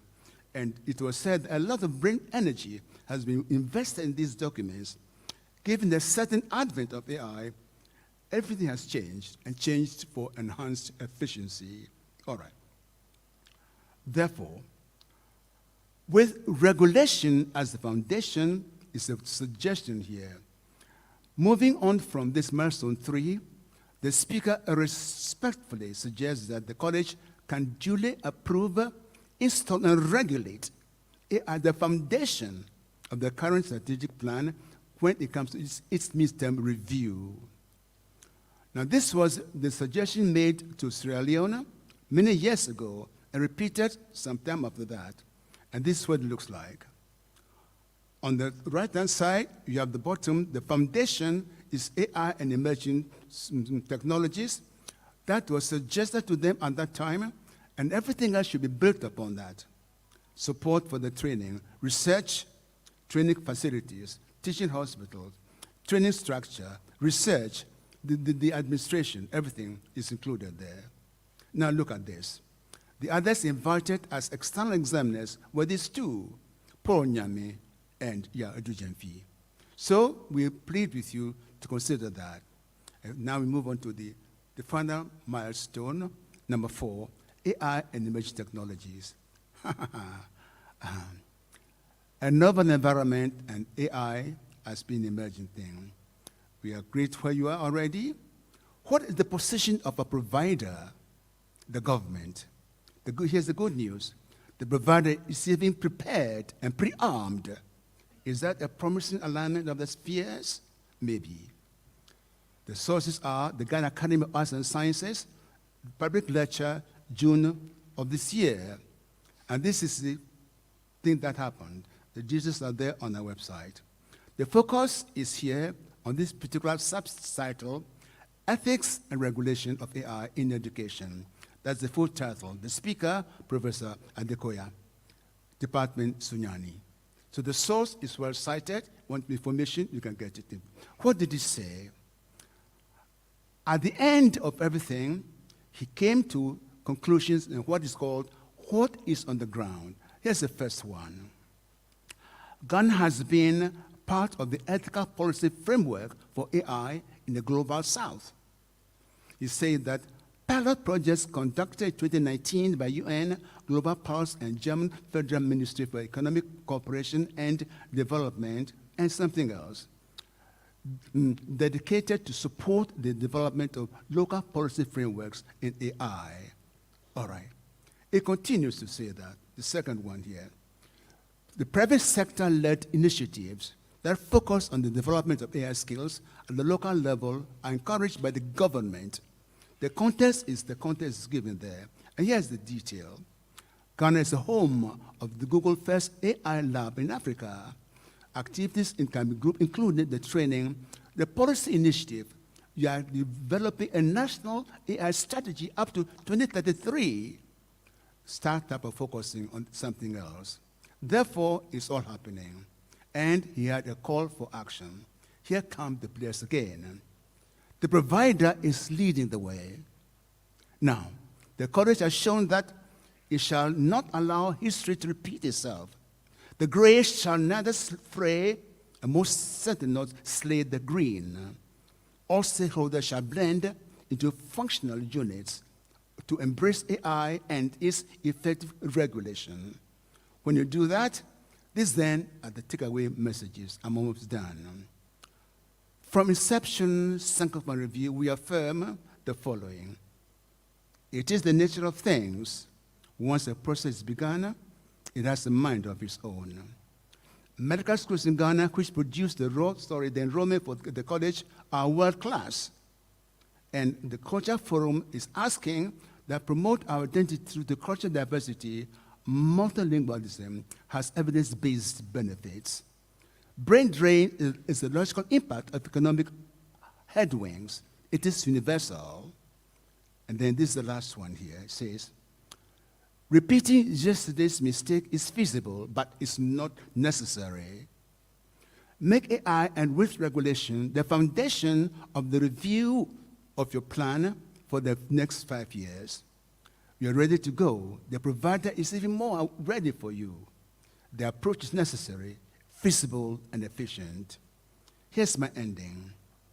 As I did 26 years ago, and so again today, the province has been mine to deliver precepts. The power is now to execute. Thank you very much. Madam, wait, I have not finished.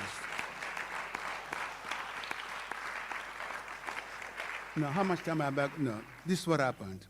I've done this, I gave you the intermission. I've done that, and I have to show this now.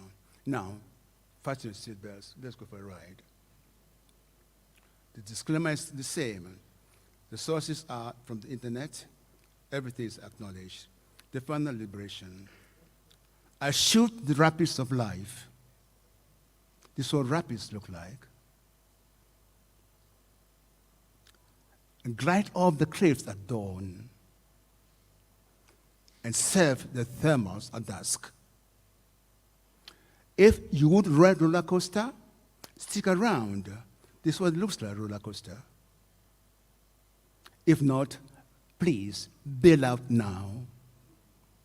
I alight further on landing strip. No longer hostage to the sweet tremors of procreation, I let go lightly what the others prize. I savor mint on solo flight without feeling cast away. I cherish solace in solitude without craving bon voyage. Betting my soul on this pearl, every gain is loss, and every loss gain.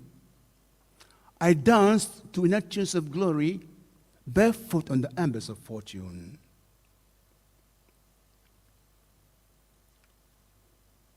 No longer scared of terminal darkness, I see the Father of final light. To be in love with everyone, but expect not from any man. God sufficient by my sunset. God sufficient by my sunset. Now that, the final liberation. I'm done. Thank you very much.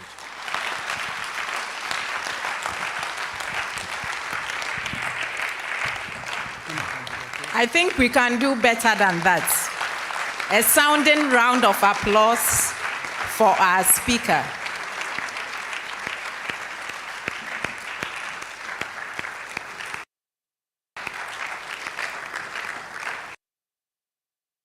Yes, thank you very much.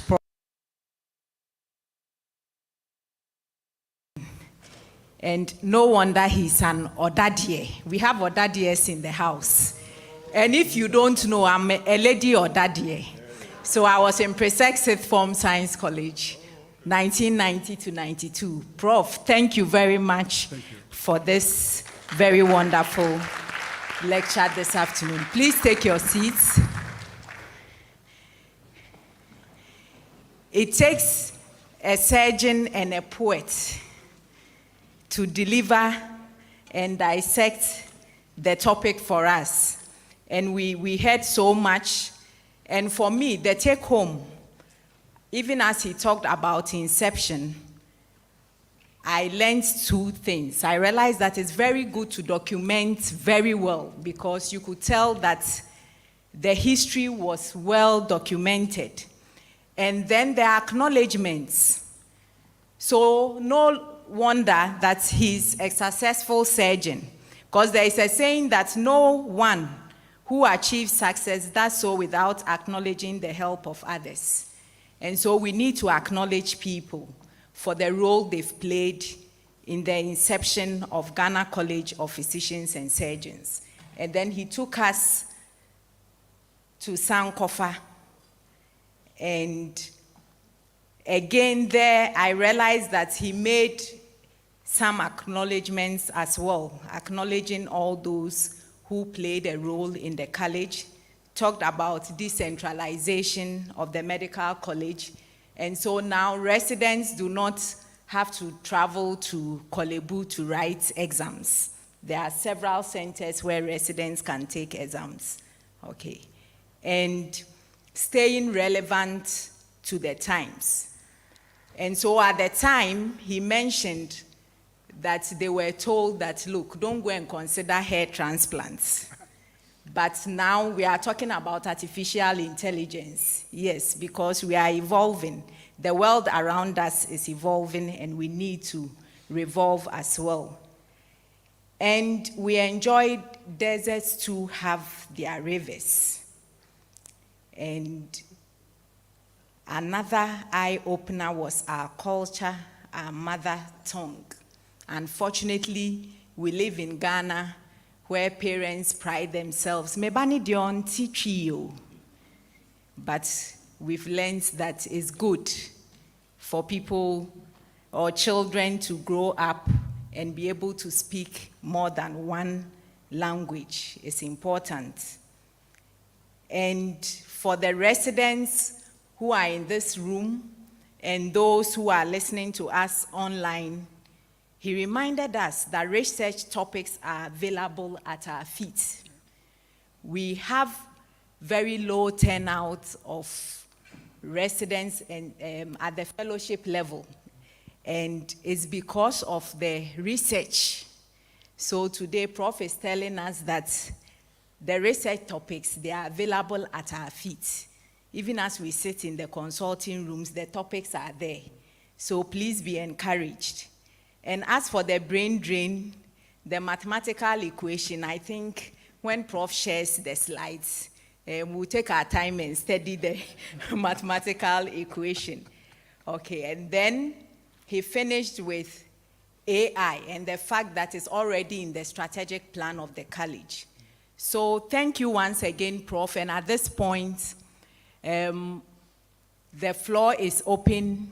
We will take comments, questions. Prof is still seated there, and he will be ready to answer and interact with the audience. So I think that if we have microphones around, I don't know, or we want people to walk to the mic. So I see a mic here and another one there. So if you have a question, kindly walk to the microphone and ask your question, or if you have a comment to make. The floor is open.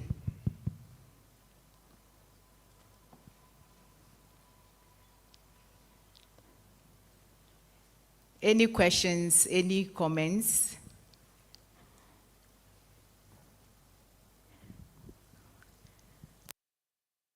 Pom Boatin has the mic. Prof, please go ahead. I don't have a question. I have a few remarks about this. Yes. I think we might have heard from Professor Rujanfi that this is a man who was a teacher and who was the same age as his students. And David, Professor Furaje mentioned our encounter with him in 1974. I just want to say a few things about what he did that had a lot of impact on my life. Surgically, he taught me a lot. But I still don't understand the poetry and things like that. I think straight. I mean, if you want to tell me something, tell me straight so that Understand? We don't go through this. But 1974, I observed this man do something. Those days, we had very bad cases of tuberculosis needing surgery. And it was very difficult. And the principle of those days was to remove the chest wall, more or less. You remove all the ribs on that side. If the tuberculosis is in the right lung, you remove all the ribs on that side, and then the chest wall, the muscle will collapse on the lung. And if the lung does not receive air, the germs, the tubercle bacilli will die. But of course, after the surgery, they don't look nice at all. But then a lot of people were cured. The second thing that I saw about him, that was the first time, when people had cancers of the esophagus, you have to remove the esophagus, but then replace it with something else, either with the stomach or with a segment of the colon. And basically, he was a general surgeon interested in thoracic surgery. So he chose a path. You can come from the abdomen to the neck to join the esophagus using 3 routes. One under the skin, subcutaneous route, and one behind the breastbone, and the third one is intrathoracic. And he chose the subcutaneous route. But then you can imagine that after eating, you have to massage the food down. But that was a novelty at the time, and these are the things that stuck with me. The third thing that was not mentioned was when he had a Smith and Nephews scholarship to go to the UK to do thoracic surgery, he worked with Melrose, and they developed the heart lung machine. Yeah. Those days, Professor Ismail, we showed a slide here. He did the first open heart surgery in Ghana, but those days we did not have the heart lung machine. Yeah. They did what we called surface cooling, where Ismail will anesthetize the patient, put the patient in the bath, cool them to about 32 degrees, and when the heart starts fibrillating, to put the patient on the table, open up, and quickly do whatever they want to do within 15 minutes. But now we have the luxury of a heart lung machine, and we can work for hours and hours. But Professor Adewosonu, STEAM in the UK, started developing the heart lung machine in his hospital. So on this stage, as you are giving us this wonderful lecture, let me tell the audience what you have done, and God bless you. Thank you very much. So if you are seated here, think about it, what people will say about you some years to come. Okay. Yes, so please my name is Hazel, and I want to say congratulations to Prof for the wonderful thing. As a surgeon, and also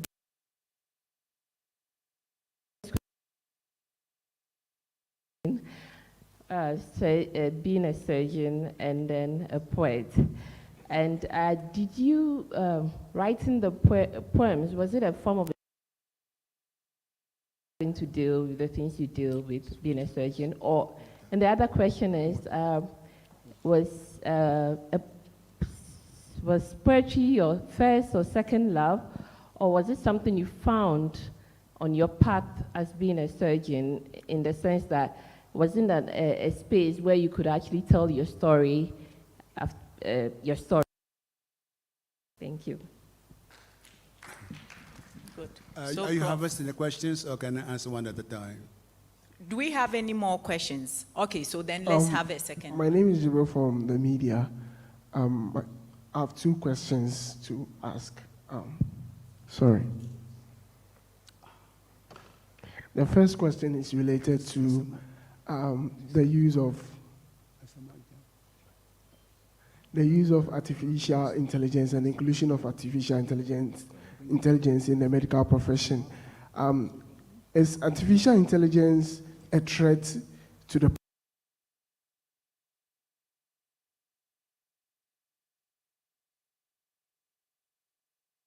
profession? Okay, thank you. So, Prof, I think you can go ahead. The first question had to do with the relationship between you being a surgeon and a poet, which was your first love. And then the second question is asking about the use of AI in medical education and the ethical considerations. You are here, His Excellency, Professor Wale Okandira. Please answer the first question.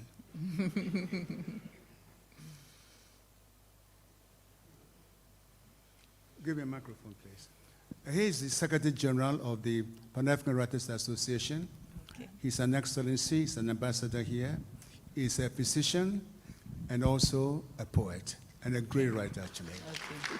And you'll be amazed what he's going to tell you. Right. Well, thank you, Prof. I think this is a big job you're giving me, sir, to answer a question thrown at somebody of your status. But I will try, sir.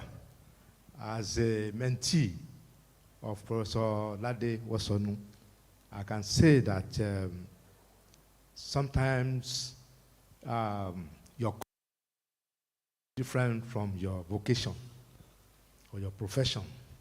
We have a long list of medical doctors who are successful writers. There are so many of them. When you're looking at the Russian literature, you can talk of Pasternak, you can talk of the famous playwright, you can talk of Oliver Goldsmith in Britain, and then right here in Africa, we have also a long list of medical doctors who have made careers in writing or poetry.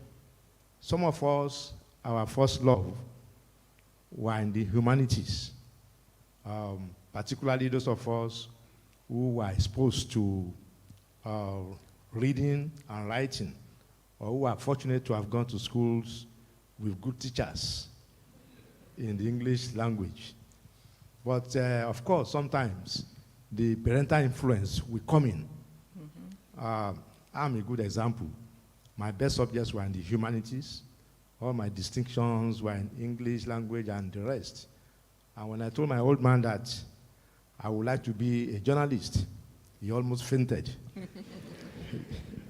Because to him, journalists are people who have to depend on the irregular salaries to make a living. And then he looked at my other subjects, and he said, oh, you have credit in chemistry, biology, physics. Oh, you are going to be a doctor.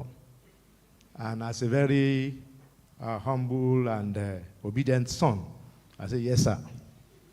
And I went to medical school, completed my medical studies, started medical practice, but went back to my first love. After many years, abandoned medicine, and I'm here in Ghana as the Secretary General of the Pan-African Writers Association, writing as a sort of living. And I was also being infected by Professor Lade Wasonu to also do more of writing and medicine. So I believe that sometimes our first love can be different from our second love. And again, for the sake of the students, it's also possible to combine both. Yeah. So don't get scared. If you are in the science and you prefer to read Shakespeare under the table once in a while, continue to read your science subjects and read your Shakespeare, and you can combine the two. We have a living witness here. Thank you very much. Thank you very much. So to the students, don't get scared. And the parents, please, don't quench the first love of your children. Prof. May I, could you come to the podium again, please? The one who asked the question about AI. Yes. Leave it to the professionals. Say that, please. Leave it to the professionals. Say it again. Leave it to the professionals. Sit down.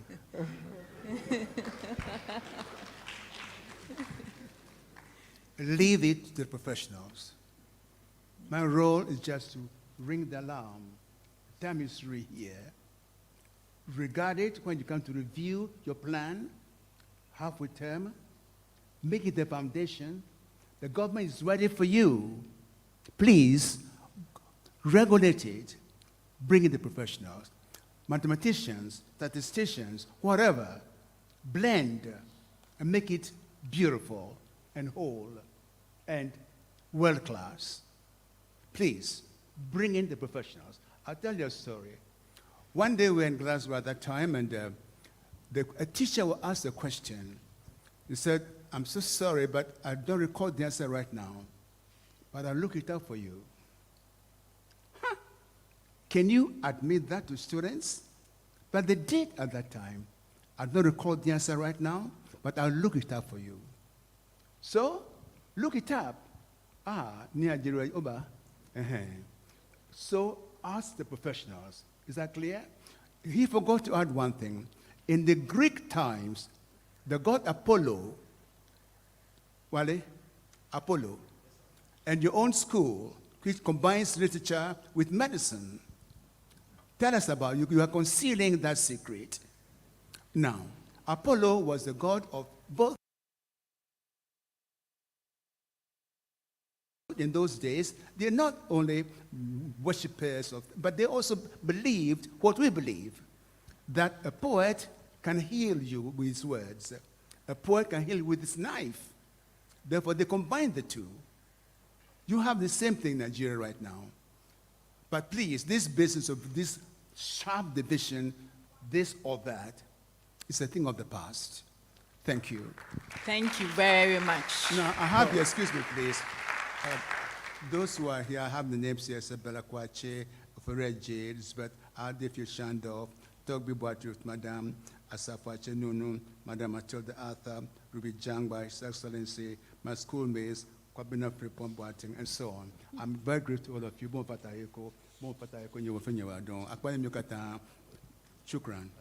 Right, Madam. Thank you very much. So, some more acknowledgements from Prof. Any more questions? Yeah. Oh, okay. My name is Nano Furiata. Disaster. Prof.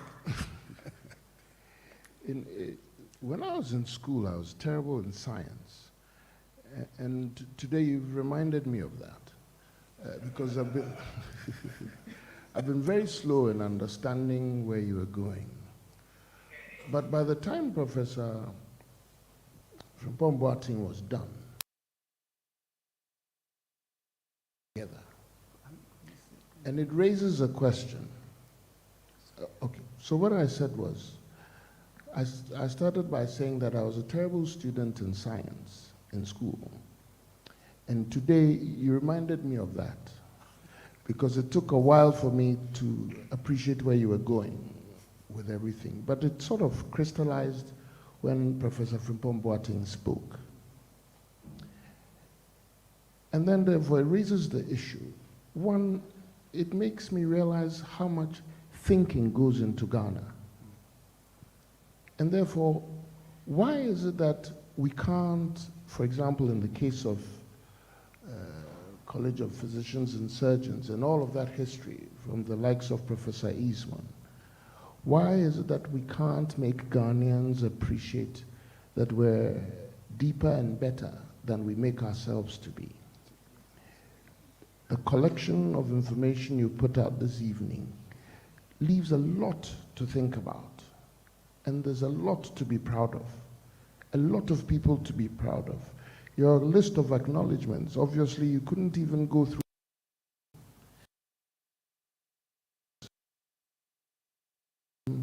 count in one way or the other. We don't even seem to appreciate the small steps people take to lead us to where we are today. So the question is the same.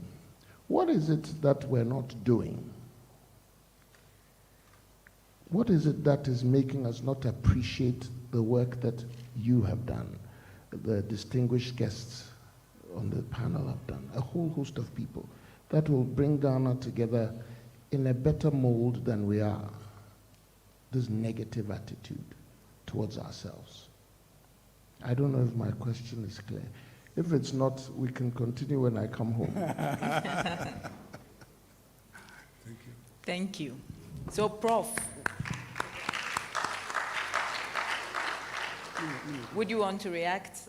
Or you continue when he comes home? Yes, we shall continue under the mango grotto. Yes, mango grotto, yes. Thank you very much for that contribution. Thank you. I think somebody in front of him wants to answer the question. My name is Nanajan Apinti. I think the answer is very simple. We don't clap enough in this country. When someone does something good, we need a lot of exhortation. Oh, we can do better. Oh, you have to clap. When something goes wrong, or we think something's gone wrong, then we all jump on that case. That is the problem. Thank you. Thank you very much. So please clap hard enough for the words of wisdom you've heard today. Clap. Okay. I think I'll give a last opportunity to any student who wants. No student has spoken. Any student? You want to? Okay, please go ahead.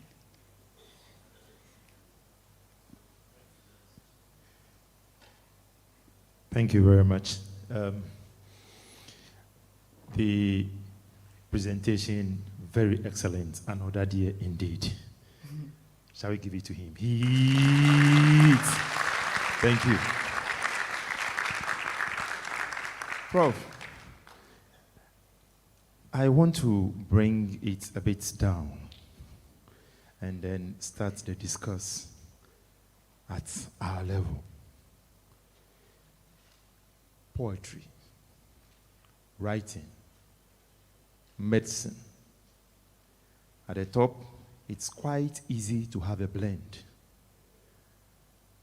But increasingly, it's becoming more segregated at our level. They are running wider apart. It is difficult for a student who is reading science to read French. It is difficult for a student who is reading visual art to read something in the humanities. At best, he is given elective mathematics because he may proceed into engineering. We have had discussions, but where do we start and when? Where the senior high school students can say that I cannot pass mathematics, but I can be a good scientist if I'm to do something in biology. Or where the physics students can say that with my combination in mathematics without chemistry, I can go further to do something in engineering. Or if I want to do something in the arts and I'm a science student, I can still go ahead, borrow a few from the languages, and still go ahead. Even if I want to do writing in health or on health issues, I can still do it. Where do we start? And I think this is the time to crack the ground. It must come down to our level. And we must begin to allow the young man, young woman who is in blue and brown khaki and in sandals to decide that I can select a few subjects and make them together to become what I want to become in the future.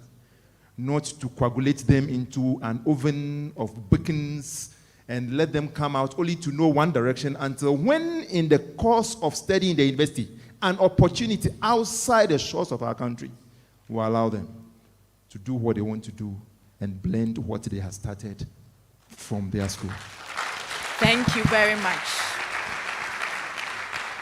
So, Prof, I'm leaving the discussion that it should be possible that the student who is coming out of senior high school should have selected subjects and enter into a university here in Ghana, read his preferred programs, and still become what he wants to become. And even if it is a novelty, there should be a first. Even if it is wrong, for him to be corrected, and others will follow in his mistakes and make it right so that others will become what they want to become. Thank you. Thank you. Thank you. Madam, First of all, I want to refer to the previous two speakers before I come to him. We are members of the Ghana Association of Writers and also the, the board, the advisory board. We've been through some hard times these days, and I thank you very much for coming, and I appreciate your comments. Now then, at student level, you must understand something called priorities. Priorities.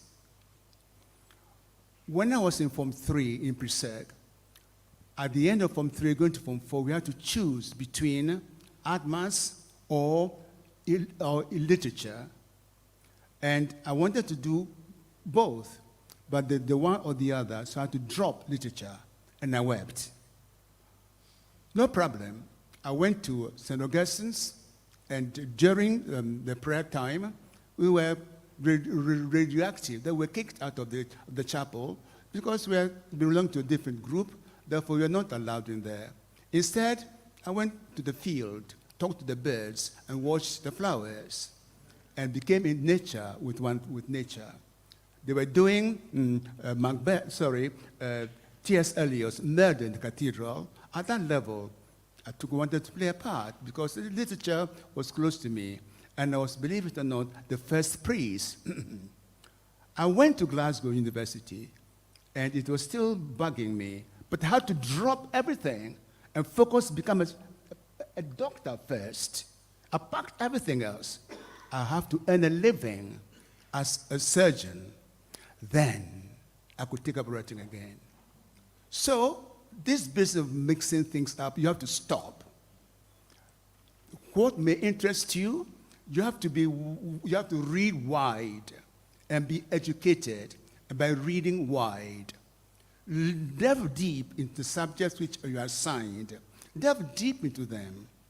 And then after that, get a profession. And then if that, as you said, writing is your passion, do it. But if that's your calling, sacrifice everything else for it. But be careful. Readers are not that many.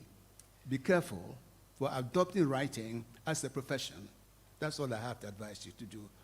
Prioritize things, read widely, and be patient. Thank you. Thank you. Okay. I think on that advice from Prof, I'll hand over to the MC to continue the program. So thank you all very much for indulging us. Thank you. Am I free now?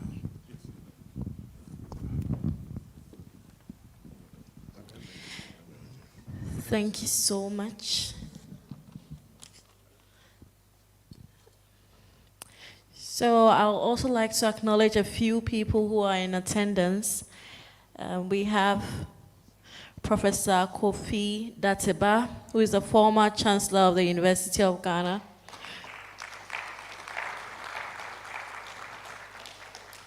We also have Michael Yao Ameko, who is the board chair of the Agbave Rural Bank, here on special invitation by Prof. We also have Dr. Asamoah Ba. He's a board chair. If you listen closely, he was mentioned in the public lecture. So he's the board chair of the University of Ghana Medical Center. He was one of the speakers in the 1997 GMA AGM, where the college was conceived, yes. So he was one of the speakers then. And then we also have Nana, sorry if I get the name wrong, but I think it's Nana Jane Appenting, who's the chief. We are honored to have you here. We also have a former Minister of State, Professor Kwabena Frimpong Boateng. Prof, it's good to have you here. We have former First Lady,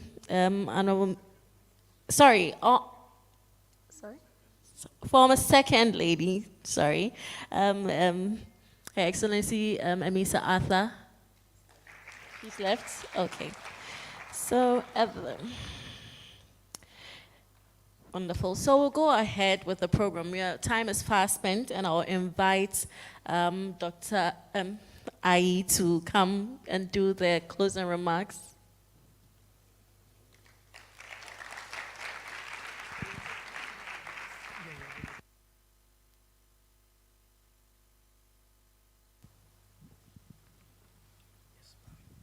Thank you very much.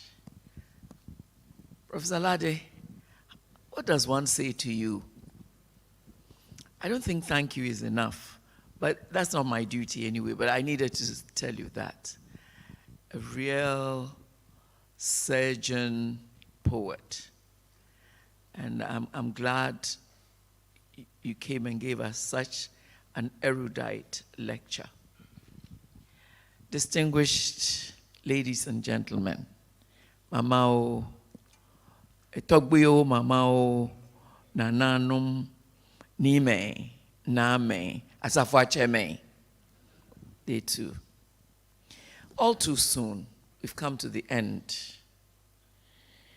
of this remarkable lecture. It's been given in a very different way. This is not the way you would think a lecture of this nature should go.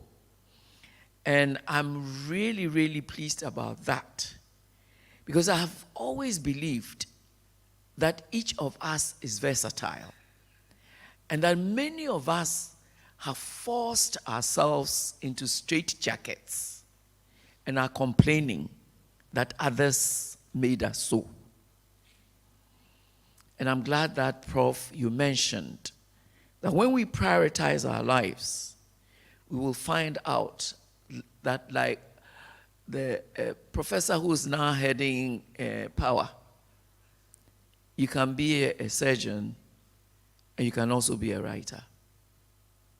I know many ladies, they are distinguished in their careers, but they can sew very well, they can bake very well, they can do so many other things with their hands. That is how we have been wired. We are all multi-talented. We are all multi-talented. Let's distinguish formal education from education. We go to school in a formal way, but we need to remain educated for life. And that is where we find ourselves. We go through the formal structures, but then later on, we find ourselves and we contribute our utmost to nation building. The insights that have been shared have illuminated the progress we have made and the challenges that have spurred our growth. So we leave here today not only with deeper understanding of the journey of this college, but also with a shared vision of the road ahead. Let us carry the lessons we have learned and the inspiration we have gained from this event into our own individual daily endeavors. Let us continue to foster an environment of collaboration, innovation, and continuous improvement in our medical postgraduate training programs. As we move forward, let us remain dedicated to nurturing the talents and aspirations of young medical professionals, some of whom may be also very good in the arts, playing the guitar, playing the keyboard, singing, none of which would make them less great doctors and professionals. We are created to impact other lives. That is what brings us fulfillment. And for the students here, I'd like to challenge you. Your parents have done you no wrong. The schools have done you no wrong by giving you the subjects you're studying. You do yourselves wrong when you decide that that is the only pathway to life. Even during your school age, there are many opportunities to learn other things. My grandchildren are learning Chinese in their spare time. They are also playing games in their spare time. You also have spare time. Learn to do something other than what you're studying, and you'll become a better person. Remain empowered as students. That's the value of reading. Your phones should not just give you games. Your phones should expand your knowledge. What does AI do? What can AI do, for example? Nobody will teach you in the classroom. But Dr. Google can do all that for you. We are raised to become leaders, researchers, caregivers, and other people who will shape the future of medicine and healthcare in Ghana. I'm confident that the next 2 decades of medical postgraduate training in Ghana will be marked by even greater achievements and advancements.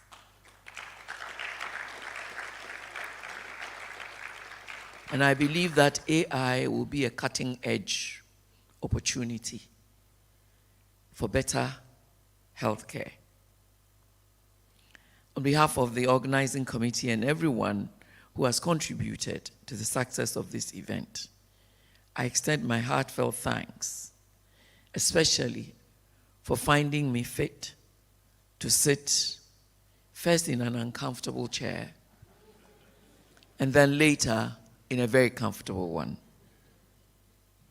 As we leave here today, let us carry the torch of knowledge, innovation, and compassion that will light the way for generations to come. All of us will make Ghana a better place. All of us.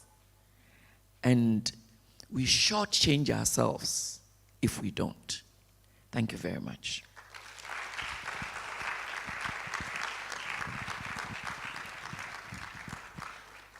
Thank you very much, Reverend Dr. Ayer. Another round of applause for her. Such wise words. So before we go, I have an announcement for us all.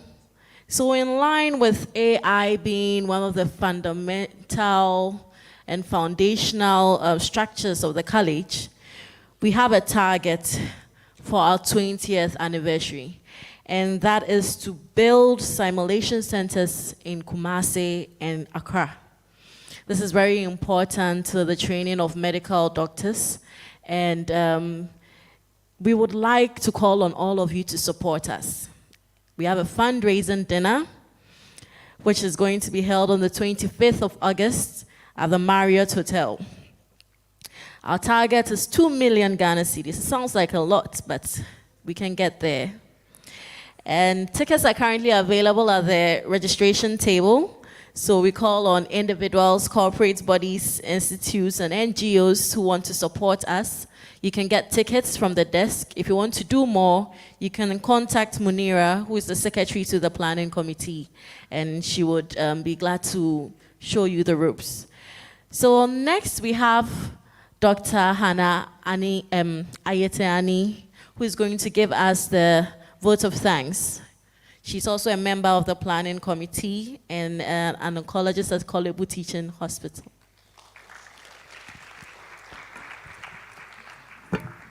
Thank you very much, Florence. Usually, before the vote of thanks, everyone else has thanked us.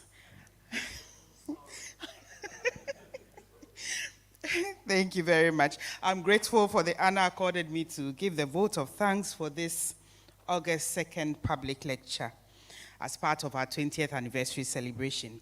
First, I'd like to thank the Lord God Almighty for graciously giving us this beautiful day to have the lecture. Secondly, I'd like to thank our speaker, Professor Lade Wasonu, with an Asante Gu on the E, for an excellent lecture delivered on Inception, Sankofa, and AI. It was an exceptional experience, and very important information on the roadmap to the college was given, the date and the way forward, in a very poetic fashion, I must say.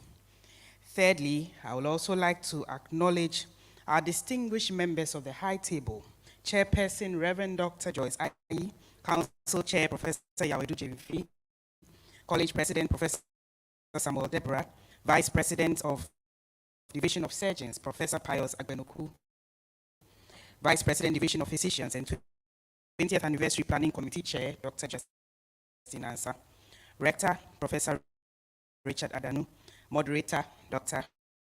Rita Larson-Randolph, Nanano Nime Name Toby Wate and wife, our distinguished invited guests, all the ambassadors, you've been acknowledged already, reps of banks, members of COCO Board, Ghana Academy of Arts and Sciences, Ghana Education Service, invitees, Ghana Health Service in the Volta region, Ministry of Tourism, Arts and Culture, the National Health Insurance Initiative, NHIA, Institutes of Economic Affairs, who are invited, some of whom may be online, NGOs, libraries, Poetry Connect, Dabala Senior High Technical Students, Seclicon students, ARCO International School, Achievers Ghana, UNESCO.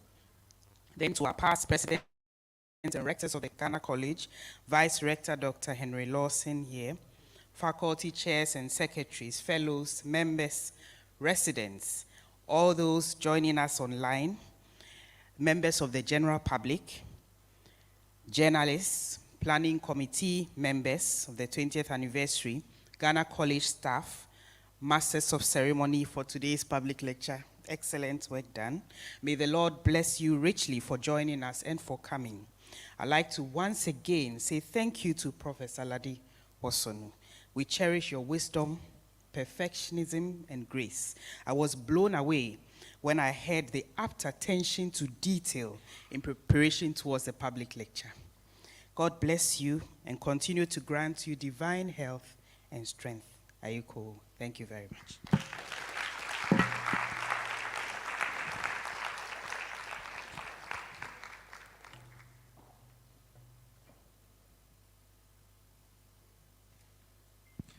Thank you very much, Hannah. You've made my job very easy. I was actually holding a long list to show appreciation to.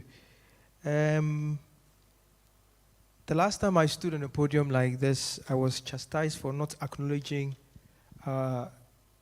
participants who join us online. They like to be referred to as spiritual. So those who joined us spiritually, we acknowledge you as well. So I took a trip to Bukom, and I met an amateur boxer. And I tried to invite him to this program. And he said, Kwe, Nana, so this your AI. Can it bring Banku Keflo? So for him, until the AI can bring him some Banku and Shitolo, he doesn't believe in it. But whether you like it or not, AI has come to stay. And this is a beautiful example of marrying history with the future. Per seconds, I would love you have an anthem that you sing for great men, right? You do? Please, do me the honors. Can you be on your feet? Per seconds in blue and not in blue, if you are here. Clear your throat. And look in the direction of our guest speaker. I know you have an anthem. I don't know who raised it for me.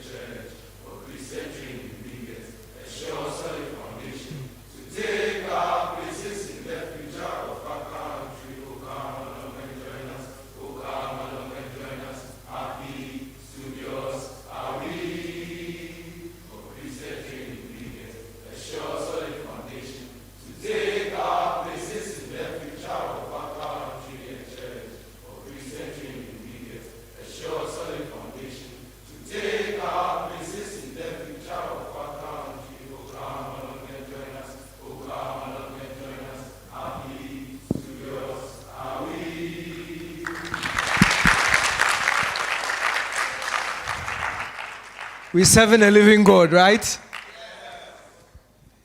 Thank you very much. One or two more announcements and we'll take our closing prayer. We'll take some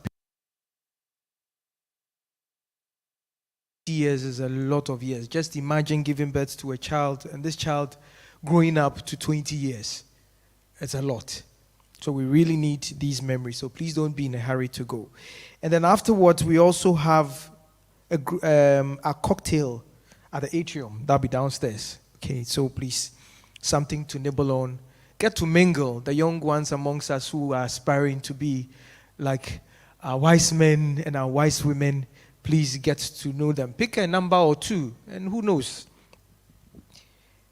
Last but not the least, I'd like to give a big one to Dr. Justina Ansa, who is the chair for the planning committee. Dr. Ansa, I know you were not expecting this. You would have stopped me. I know. And that's why I have the platform. Thank you very much, Dr. Ansa. Thank you so, so, so much. On that note, we would like to invite to the podium a seasoned man of God to commit us to God, Very Reverend Professor Johnson K. Asamoah Jedu. Papa Sofo, please let's give it up for him. If you won't clap for him, clap for God. Hey, baby.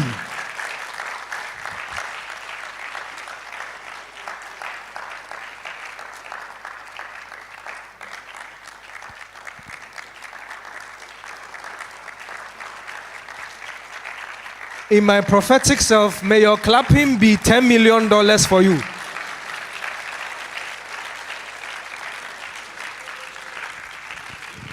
Thank you. Let us stand and go in the blessing of God. Let us pray. Eternal God and Father of our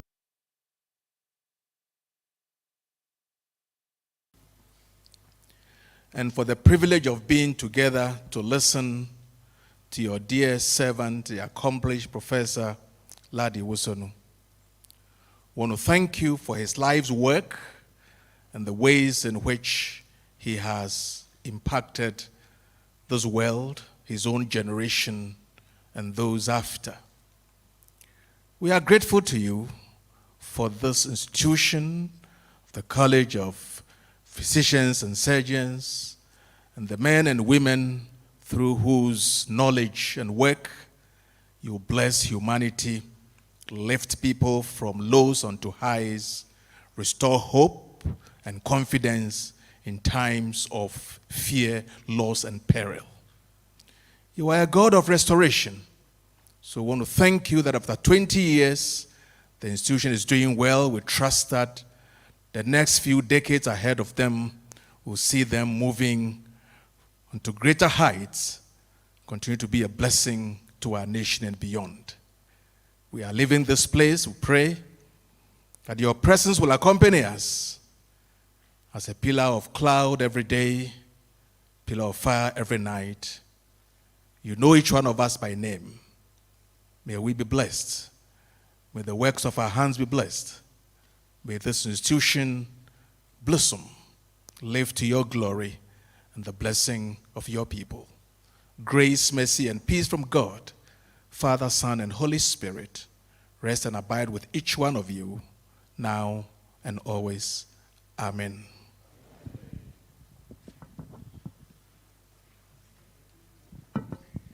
Thank you all very much. So we'll be going out for our pictures. We also want to acknowledge our media, our vendors, CES. Thank you so much for the coverage. It's been fantastic on YouTube and Facebook.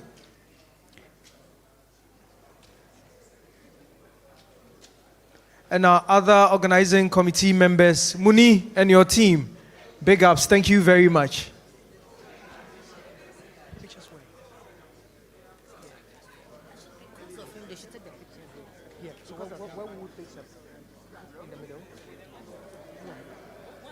Okay, some will come to them.